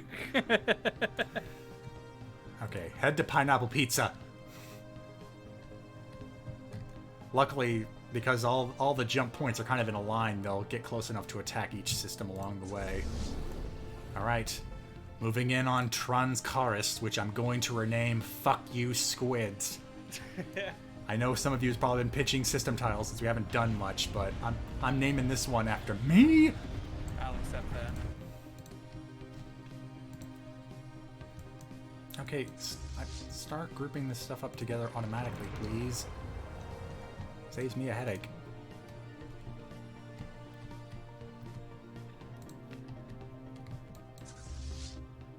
Okay, maybe that's not long enough.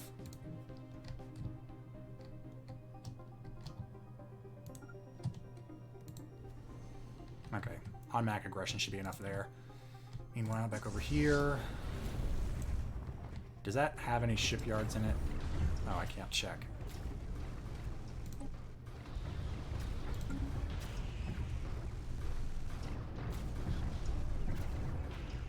A study has been completed.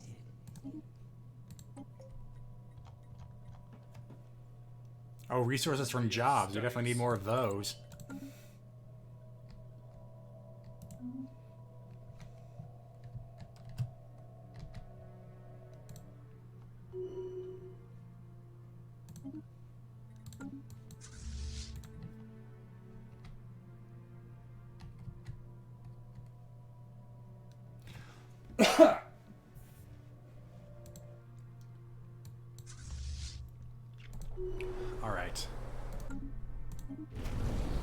Alright, we won. Garrison that. You're gonna need repairs, and we're gonna have to keep it. Meanwhile, merge and commence the invasion. Descend. This might be a bit of a tight fight. We have more military power, but their army is apparently very resilient against ours. Let's see, back here on the Eastern Front, we're about to retake Karen's Grip, but Horcruxes is going to be lost. That army is not going to be able to hold up against that. Oh wait, no, they're both fleets. Where's the army? Why is it... Why is it moving away? You have a colony right here you can invade. What other colonies on the list? They might be going all the way to Coaglaville? What the hell? Okay, we got Karen's Grip back. Now if we got a status quo peace, nothing would change. We'd get to hold on to everything we have claimed. But it's a long ways off because our war exhaustion's still pretty high. Like, all of this is not helping our war exhaustion. Yeah. A little bit of war weirdness goes a long way. I definitely don't want to break up this Doom stack I've made, because that's almost 10k. That could wipe out pretty much anything it runs across as long as these guys don't group up.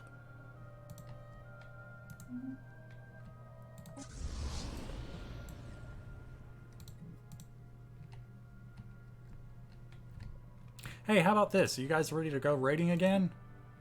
Really? Seems You like mean a fun it? time to raid. Alright, I feel like the Tronzo Corps are good for another raid. Keep their fleets off balance. Yeah, here's 3,000 energy credits. Please go distract them for us.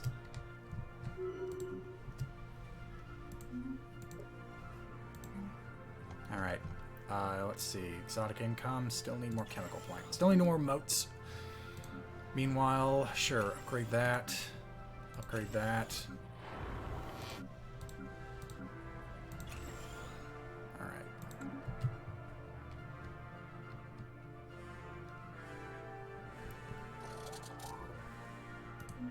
Alright. Okay, does that station have a shipyard on it? It has several, because it's their capital, of course.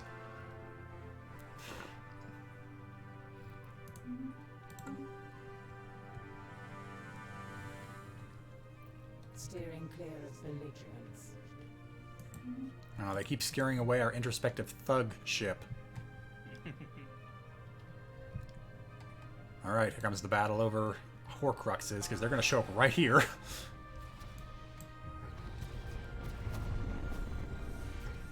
Those lasers still look cool.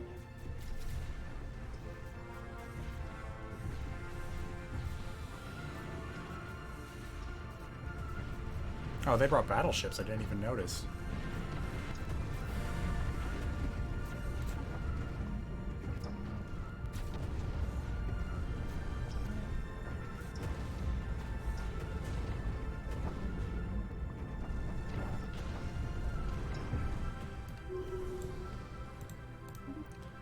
Oh wow, that only cost us 1 Corvette.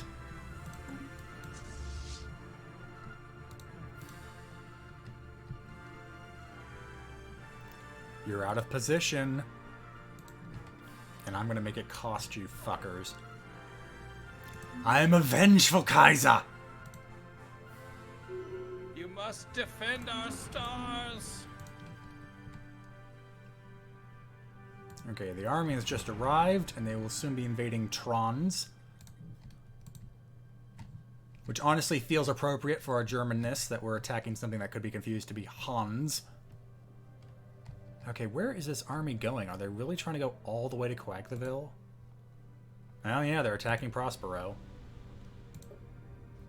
Actually, they're not bombarding it. They're just parked there. A worldly invasion has begun. Weird.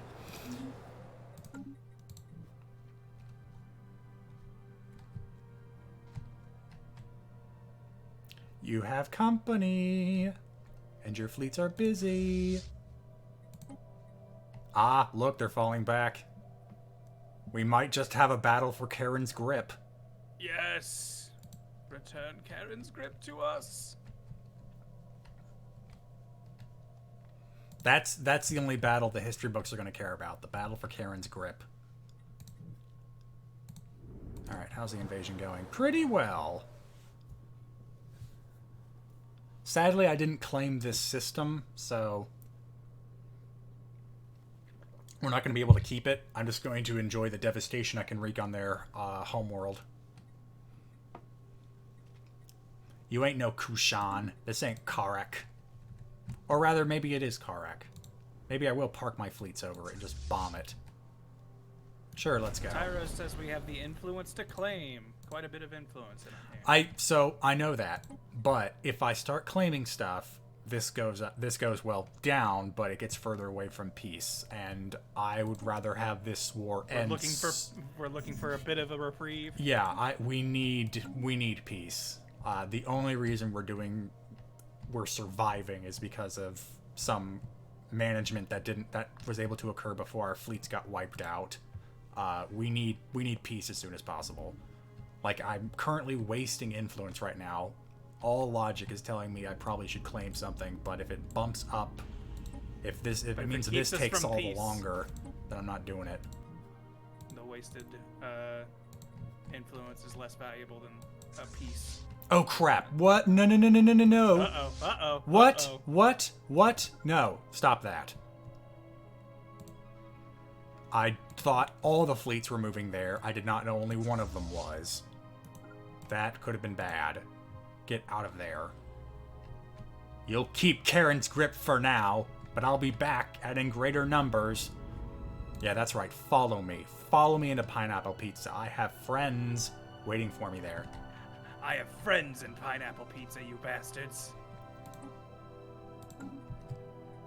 How's the relic doing? Still active, huh? Okay.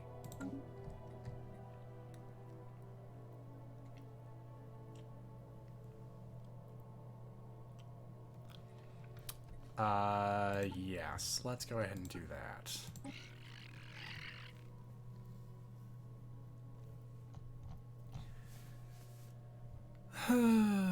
Yeah. Once in a while, declare peace. Confuses the hell out of your enemies. Actually, you know what? I might do something a bit cheeky here. No. Yeah, no. The shrimp people have that border already screwed up. Kikator suggests signing non-aggression pacts with the influence and start building trust with the other AI. One, I agree. I think that is the best choice. Problem is, the only people that like me are the people I've already made treaties with. Everyone else I'd have to start kind of courting into my good graces. so I can't use the influence outright. I see. Lemur Punch is asking, does this game teach you how to play, or am I going to need to look a bunch of stuff up? Is there, like a good tutorial, you think, or? Yeah, there are a lot of tool tips, but it is something you're going to have to kind of fend for yourself with a bit. They're going to, like, you could get it and, like, have a few games that you don't really intend to win and still have those be good teachers. But it is a game where you're going to have to really be self-taught or find people to kind of teach you.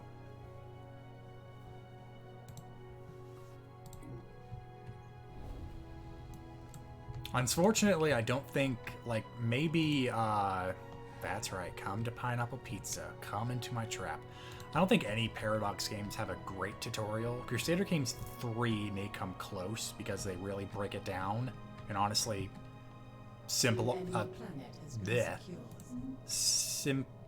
what is this word I'm looking for? Simplify, yeah, I was going for, like, simplize. Simplize. They really simplify it. Which, you know, for better or worse, but it means that game is really, it's easier to jump into. Alright, we have taken Trons.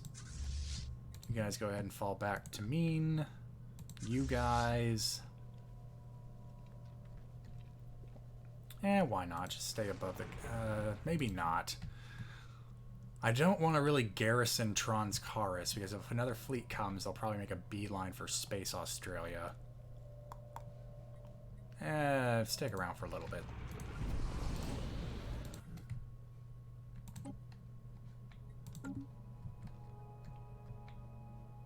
Oh, did they turn around? No, they're just sitting at the jump point. Hold the line, Alright, boys. well now if all three of them are here, go attack them. I'm sure they're having their friends try and catch up. Or if they're able to merge with that fleet, then it's going to be a battle. But I'm going to attack them while they're separated. Central position. Napoleon learned much, or taught well.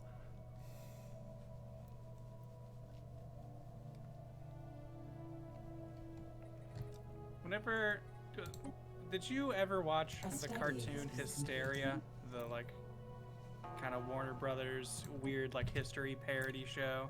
I don't think I did. Featured Father Time and Baby New Year. And... On one hand, that sounds so familiar, but on another, I can't think of any, like, aspects of it. So I'm gonna say no? All I remember is Napoleon was a recurring character, and I will forever remember the concept of the Battle of Waterloo, because there's a scene where he's just going, all right, gentlemen, loo is another word for toilet, and water is wet. This fight is over a big wet toilet. And 9 or 10-year-old Grant thought that was great comedy. That sounds hilarious. But I still... Just imagine all of it being done with a bad French accent. Yeah, I mean, it's really... It feels like I know it, but at the same time, I can't put my finger on it. It's like very Animaniacs feel, but kind of with an educational bent.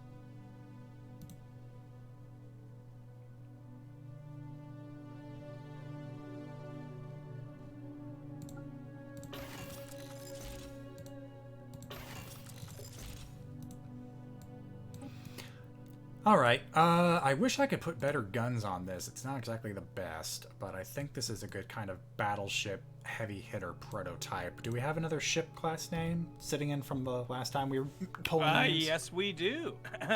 I'll just go from the top of the list. This ship can be called the Dante. Ooh, I like it. Thank you, not Dante42, for the suggestion. Alright, I'm going to make one more battleship. Ugh, I forget when you rename these, it goes away. Just trash it. I don't need the auto design. Alright, and then this next one, I'm going to make more of a carrier.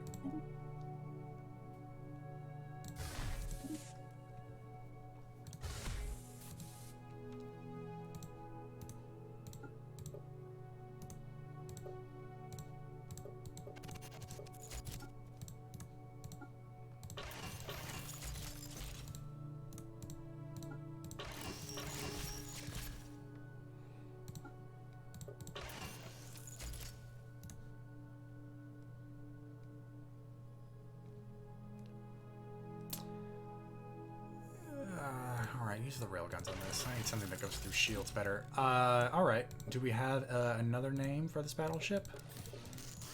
We have from Jetwave 600, Draculasers. Ooh! Oh, I wish I could, save that one. Do we want to hold that one Yeah, up? there's actually a kind of battleship that just has a giant spinal mount cannon. I feel like that would be great for that one. So hold on to it, but is there another one on the list? Add a note to that really quick. You said saving for spinal mount cannon. All right. Next on the list would be Spaceball 1 from. Oh, I'll take that one. Spaceball 1 class. Yes. Thank you very much, Lunatic Crow, for the name suggestion. They're both set to auto upgrade. Good. All right. We might not be able to see these in action during this conflict, but I'm definitely going to start making battleship fleets centered around these two kinds of ships. Luckily, I've now actually made a actual document file that I'm keeping track of these names, so it won't just be a crapshoot of if I remember your name suggestions from the last stream. So if you suggested stuff earlier, like in earlier streams, and want to make sure that stuff still gets counted, feel free to @ me again. The way I'm going to do it is if I see your name on the list already, I won't add your name to the list, but if that name eventually gets used, I remove you from the list, so you're kind of back available for the queue. So if you have a name in holding, your suggestions will likely be ignored, but I'll try to let you know. Alright, it looks like the battle for, is this still yeah, alright, we got our battle for Karen's Grip. Perfect. So it looks like this is going to be a bit of a costly fight. We may have to pull the fleet back to Quinn and Door of Darkness, but this is making good headway in eliminating the enemy presence in our borders. Alright, you guys are done. Retake the system, and then fall back. Meanwhile, over here, still doesn't look like they've conjured up a response. I mean, hopefully the raiders we commissioned are doing some good work for us. Getting closer to that status quo piece. We just gotta keep the pressure on. Quick, call the manager. I like that one, Craft Your Rogue. I agree with Kai. I also love how the battles look in this. I do like how the different ship classes act a different way. Like your battleships and your cruisers are kind of making battle lines and sitting back, while the destroyers and corvettes try to adopt more of a swarm tactic. Yeah. And the different weapons each look unique. Alright. Karen's Grip is back.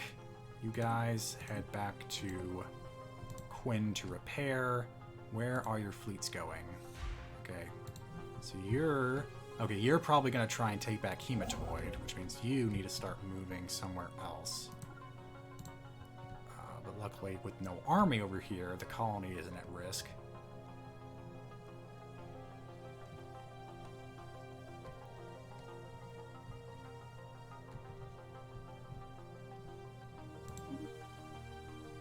Oh, didn't lose a ship.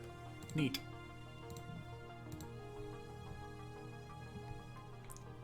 I do not like the fleet they've started building over Coaglaville, and why are they not attacking Prospero? I mean, I guess I should just be happy they're not doing that, but it feels weird to just have them sitting over here doing nothing. Oh wait, I forgot. They have that fleet incoming. That's going to be very annoying to deal with. Because unless I pull back this combined fleet from Quinn, which means these guys get to keep attacking.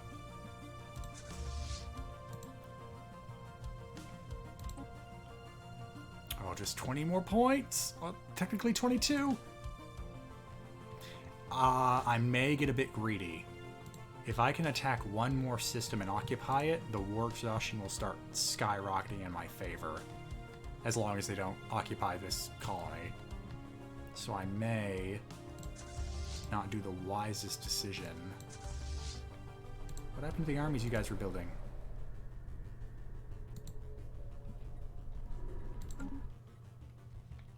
I guess you're recruiting them? How strong is this? 3.7. Maybe I'll just use the Red Cross blood drive to attack? And maybe not.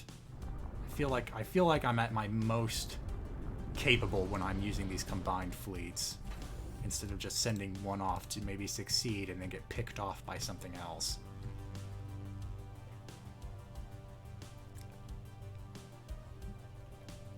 Seems like a valid strat. Are you able to sabotage neutral empires and frame the enemy? Go full Garrick. I like the reference. In the Pale Moonlight is one of my favorite Star Trek episodes. Sadly, no. I think the closest I could have gotten was to maybe forming a defensive pact with the authority of Skikt Ooks. But sadly, I can't make those kind of diplomatic arrangements while I'm at war.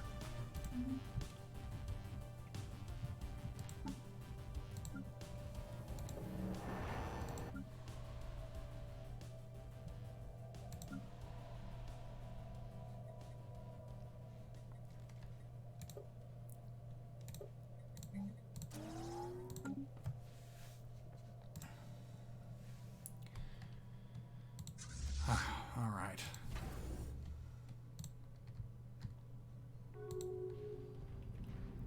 Alright, yeah, they're attacking the outpost again. I got it.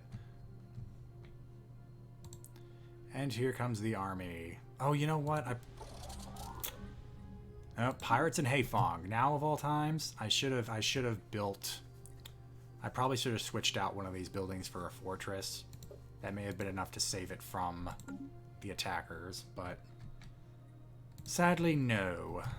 Steering clear of belligerents. Hindsight 2020. And all the fleets are engaged except for these two. Okay, go to the prolapse system and take out the pirates together. Okay, good. They're all repaired. I need you three. You're not getting to Coagulable anytime soon. Go to Hematoid. We're gonna take out the Tronzaru fleets down here, even if it costs us Coagulable for a little bit.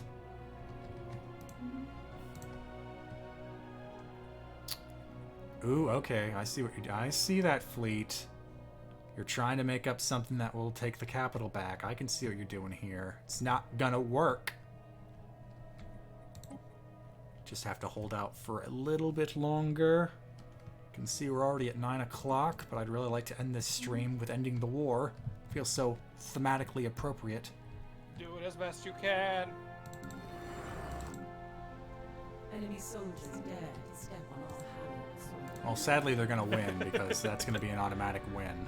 I really like that voice announcement, though. Enemy soldiers have dared to step in our land. Yeah, no, it's really good, That's especially since you can really act when you make your empire, you can actually pick which computer voice you get, and every species has at least one unique voice. I very much like the Necroids getting this detached secretary. Yes. That seems like the right call. Honestly, this feels like a good, like, generic voice, to be real. Like, if you told me this is just how it sounds for everyone, this feels pretty on theme. Hello, where are you coming from? Ah, finally recalling the fleet from the League territory, eh? Sully is asking if you intended to recruit Laboon into battle. Was that something that happened? Yes, I'm going to use Laboon and the small fleet I have here to fight off these pirates. Gotcha. Because all the other fleets are engaged. Meanwhile, we have this 9K fleet, which is definitely something to write home about. That is quite a fleet. Yeah, it might be the fleet that makes us retreat back to Space Australia. Alright, is this shipyard still working? It's not? Okay, then, yeah, retreat to Space Australia. I'm not making the same mistake twice of overextending. If you don't have an army, you can't take your capital back.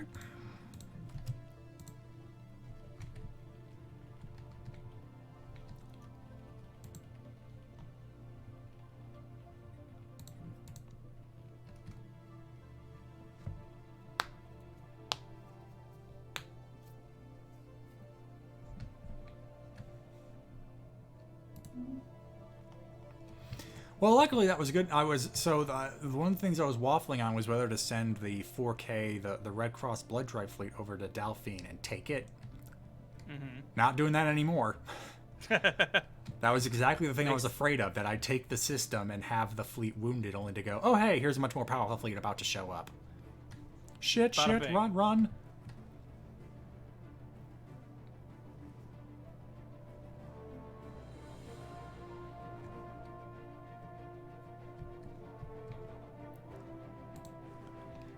Yeah. See, so the thing is, I don't think I showed you this before. If a pirate fleet that spawns in a system is able to take out the outpost, they build, where is it? One of these, which is a pirate outpost. It's very annoying, especially since it's shooting down our mining stations right now. But if you're able to destroy it, you get a small kind of boost in credit income. A mining station has been lost. Yeah, see, now they're destroying the mines, which isn't good for our wartime economy. Yeah, I'm not spending alloys to rebuild your station, Tronzaru. Deal with it. I really hope you pointing out the pirates and stuff reminded me of me recently playing Civ and treating the Norway as kind of like a, whenever I play it, I play them as if I am pirate / barbarian. And I really hope games like this do more things to let you kind of be just like dedicate your player role as antagonist to everyone else. Like, I think that's a fun role to play, and I feel like it's really difficult to balance, so I understand why it doesn't happen very often. But I think that stuff's cool to be able to do in games like these, where it's just like, I kind of want to be a rebel and rogue that everyone has to worry about, and my toolkit allows me to do that realistically. So, it is a grand strategy game like Stellaris, but it is at a different level of abstraction. There is... Wow, really? There is a game in development that's hopefully being released this year that it allows you to kind of assume control of a not ultranational, but extranational cabal, almost like the Illuminati, and you're trying to actually fight off an alien invasion. Because aliens have like just, appeared, they've announced themselves, but all the world's nations are like very uncoordinated in how they respond.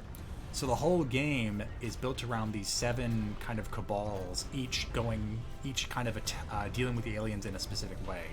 And regarding what you said, there is specifically one faction that wants to exploit their arrival, essentially, make their buck regardless if the aliens win or lose, and another faction that's specifically serving the aliens. That's kind of like undermining the other factions. It's called Terra Invicta, and it's interesting to the extent that the map is the solar system, and you are spending kind of part of the game dealing with the stuff on Earth, kind of making sure you have a good foundation, and you spend the other side of the game industrializing the solar system and building up a fleet to counter the aliens, or a fleet to leave the solar system, a fleet to kind of just protect your interests, or a fleet to help the aliens. That's cool. Yeah. I just like it when strategy games like this kind of just basically give you the role of like, you're everybody's enemy, but you get enough perks that let you be able to survive basically being everyone's enemy.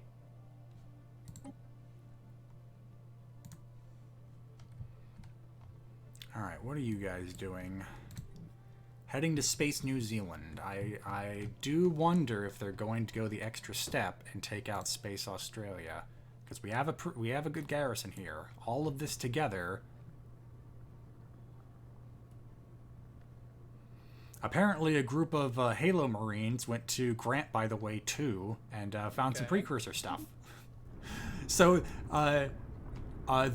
the thing is, whenever the game starts and you get this stuff with the precursors, the game kind of acknowledges when your ability to expand is curtailed, and will eventually throw that kind of stuff at you, where it's like, hey, you can kind of come over here and kind of come here and finally finish this mission we threw at you when the game started, which I like, because it helps when your empire is kind of constrained, that you don't have to vigorously expand just to complete the precursor mission.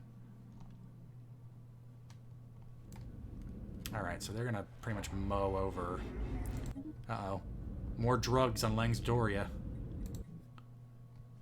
Alright, so we're gonna lose Space New Zealand, but the question is, are they gonna try and attack Space Australia, or just retake these systems on the line?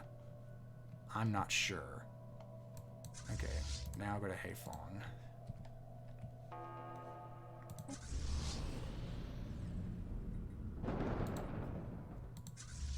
There's a storm going on in this galaxy. Yeah, that's Vlur. That's this guy. Every system he shows up in gets this, which makes your ship slow and they fire less. We could attack him, but 32k against 3 2k fleets. Don't like them odds. Alright. Okay, you guys have your orders. First go here and then here. And that'll take care of the hostile presence aside from this. Wait, what's going on here? Oh no! Laboon, you're supposed to show up faster than that. Oh no! I didn't know you were so slow. Laboon! Ooh, this is not looking good for Laboon. The Eternal Empire will celebrate their war epic future years waiting for Laboon.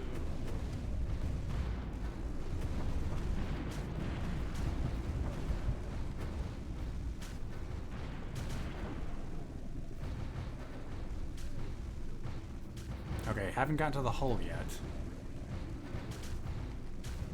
If they get to the hull and there's still 9 ships, I'm gonna have Laboon retreat.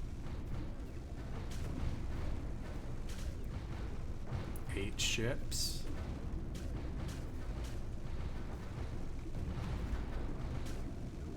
Come on, Laboon, you can do it! Sing Bink Sake. Everybody, you can do it! Don't let Laboon die, sing!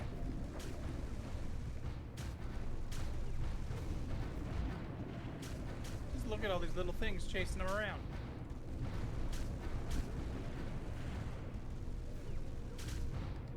Still haven't gotten through the armor yet. This might be in Laboon. This might be Laboon's first fleet win.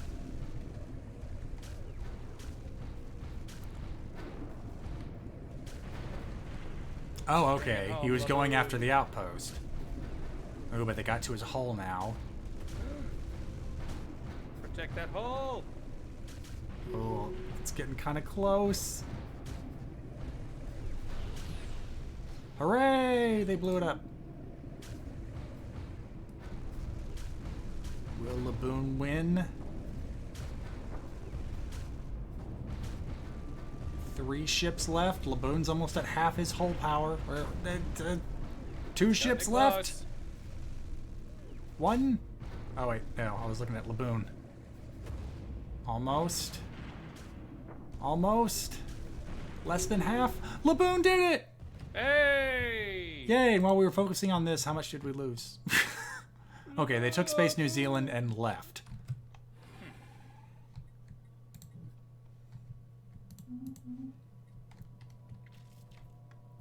Oh, and now they're attacking Hentai as well.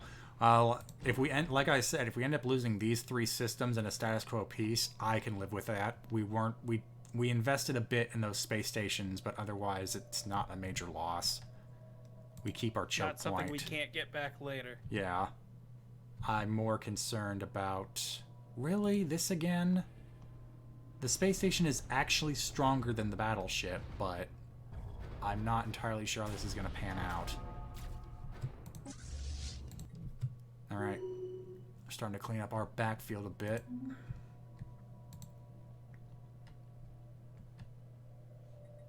Okay, status quo piece. Okay, yeah, they get Space New Zealand and Hentai, but nothing else. That's good. Can't believe Oh, I okay, had I guess it Hentai. won, and they left. Nice. Meanwhile, over here... Okay, there goes the Tronzaro fleet. And there goes the outpost. Perfect. Alright, take back Evil Con Carne, and then I'm going to have them repair at Quinn again. Yep, we have 100% war exhaustion. They can force a peace on us in 2 years, but they can't I don't think they can force us to surrender if they haven't gotten any... but the problem is it's an ideological war. They can take our colonies, but they'll never take our freedom. I'm not sure how this is going to pan out.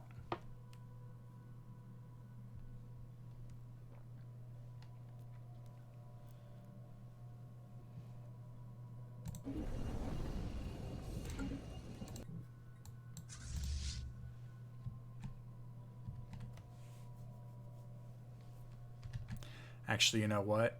In this situation, I may do the cardinal sin of splitting up the party once this battle's over and start kind of reconquer some of these systems. Because each one by itself is powerful enough to take the outpost back, and the only fleet powerful enough to contest them is here at Coaglaville.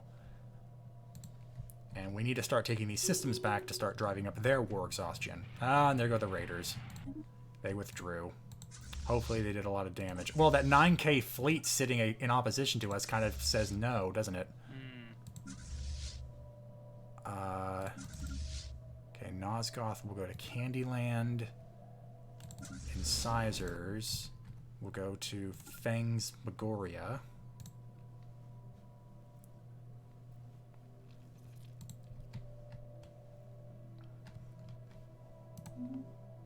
A special project is complete.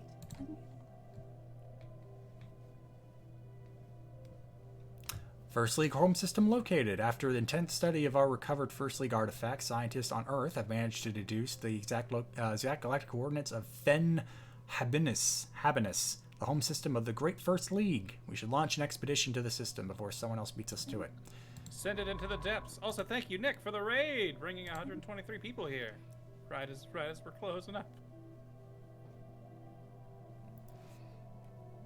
Hello, You folks. guys just missed out on us handing over, what was it, Space New Zealand and Hentai? Yes, and it looks like Vamp Door's on the way out, too.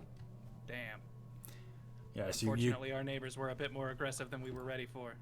Yeah, you caught us in a war between robot squids and white plant people, like fungus. Hold on.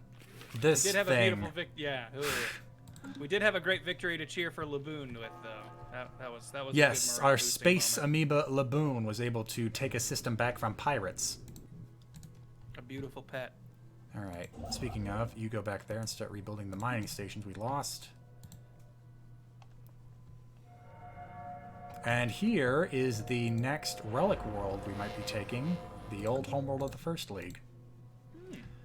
Yeah, every time you finish the precursor mission, you end up getting a new system somewhere in your home turf, and it has something fun in it. There is another one that actually has like a decommissioned ring world around it. Honestly, that one would have been better than the First League because they also have a relic that gives you free alloys.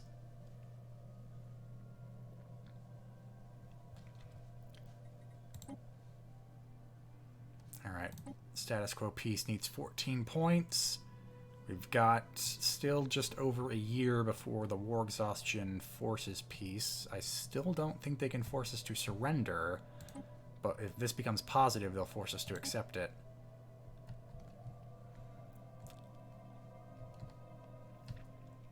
In the meantime, actually, I'm going to get the mean fleet, or army. Have Mean that... green and looking to clean. Yeah, have these guys meet up and then start working to retake Coaglaville.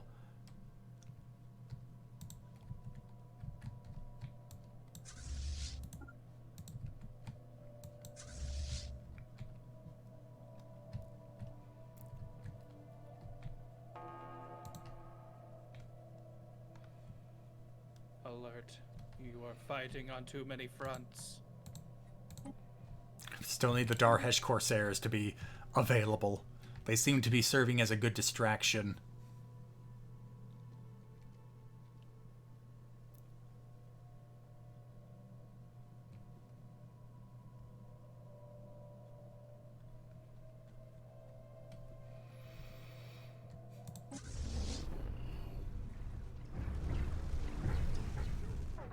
Apparently the cruisers decided to circle around it like corvettes this time.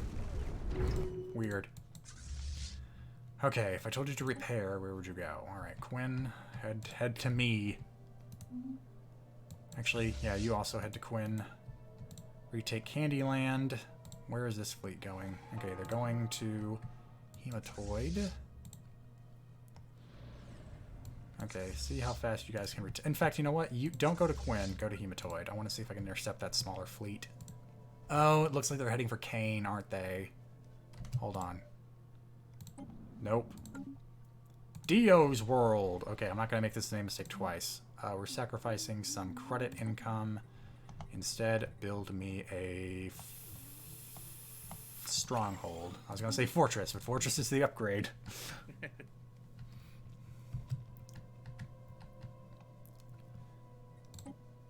Okay, back to 12.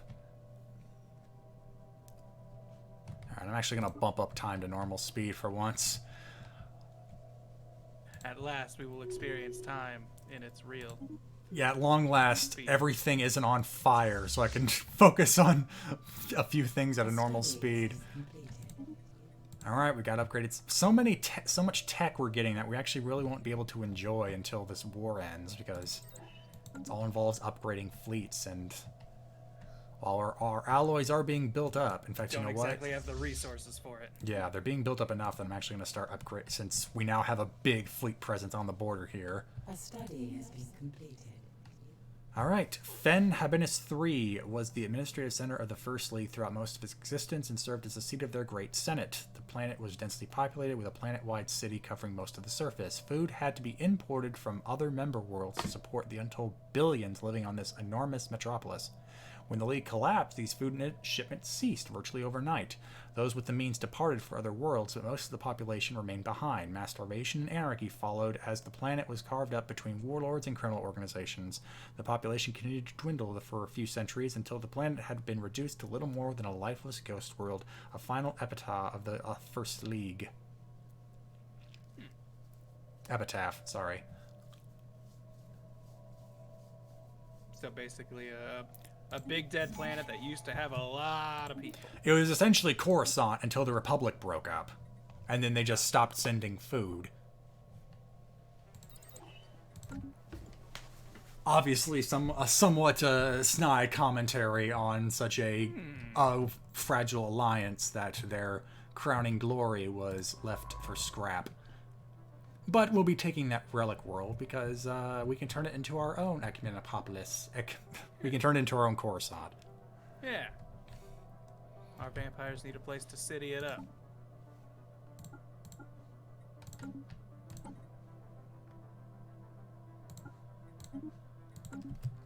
A hostile fleet has appeared to us.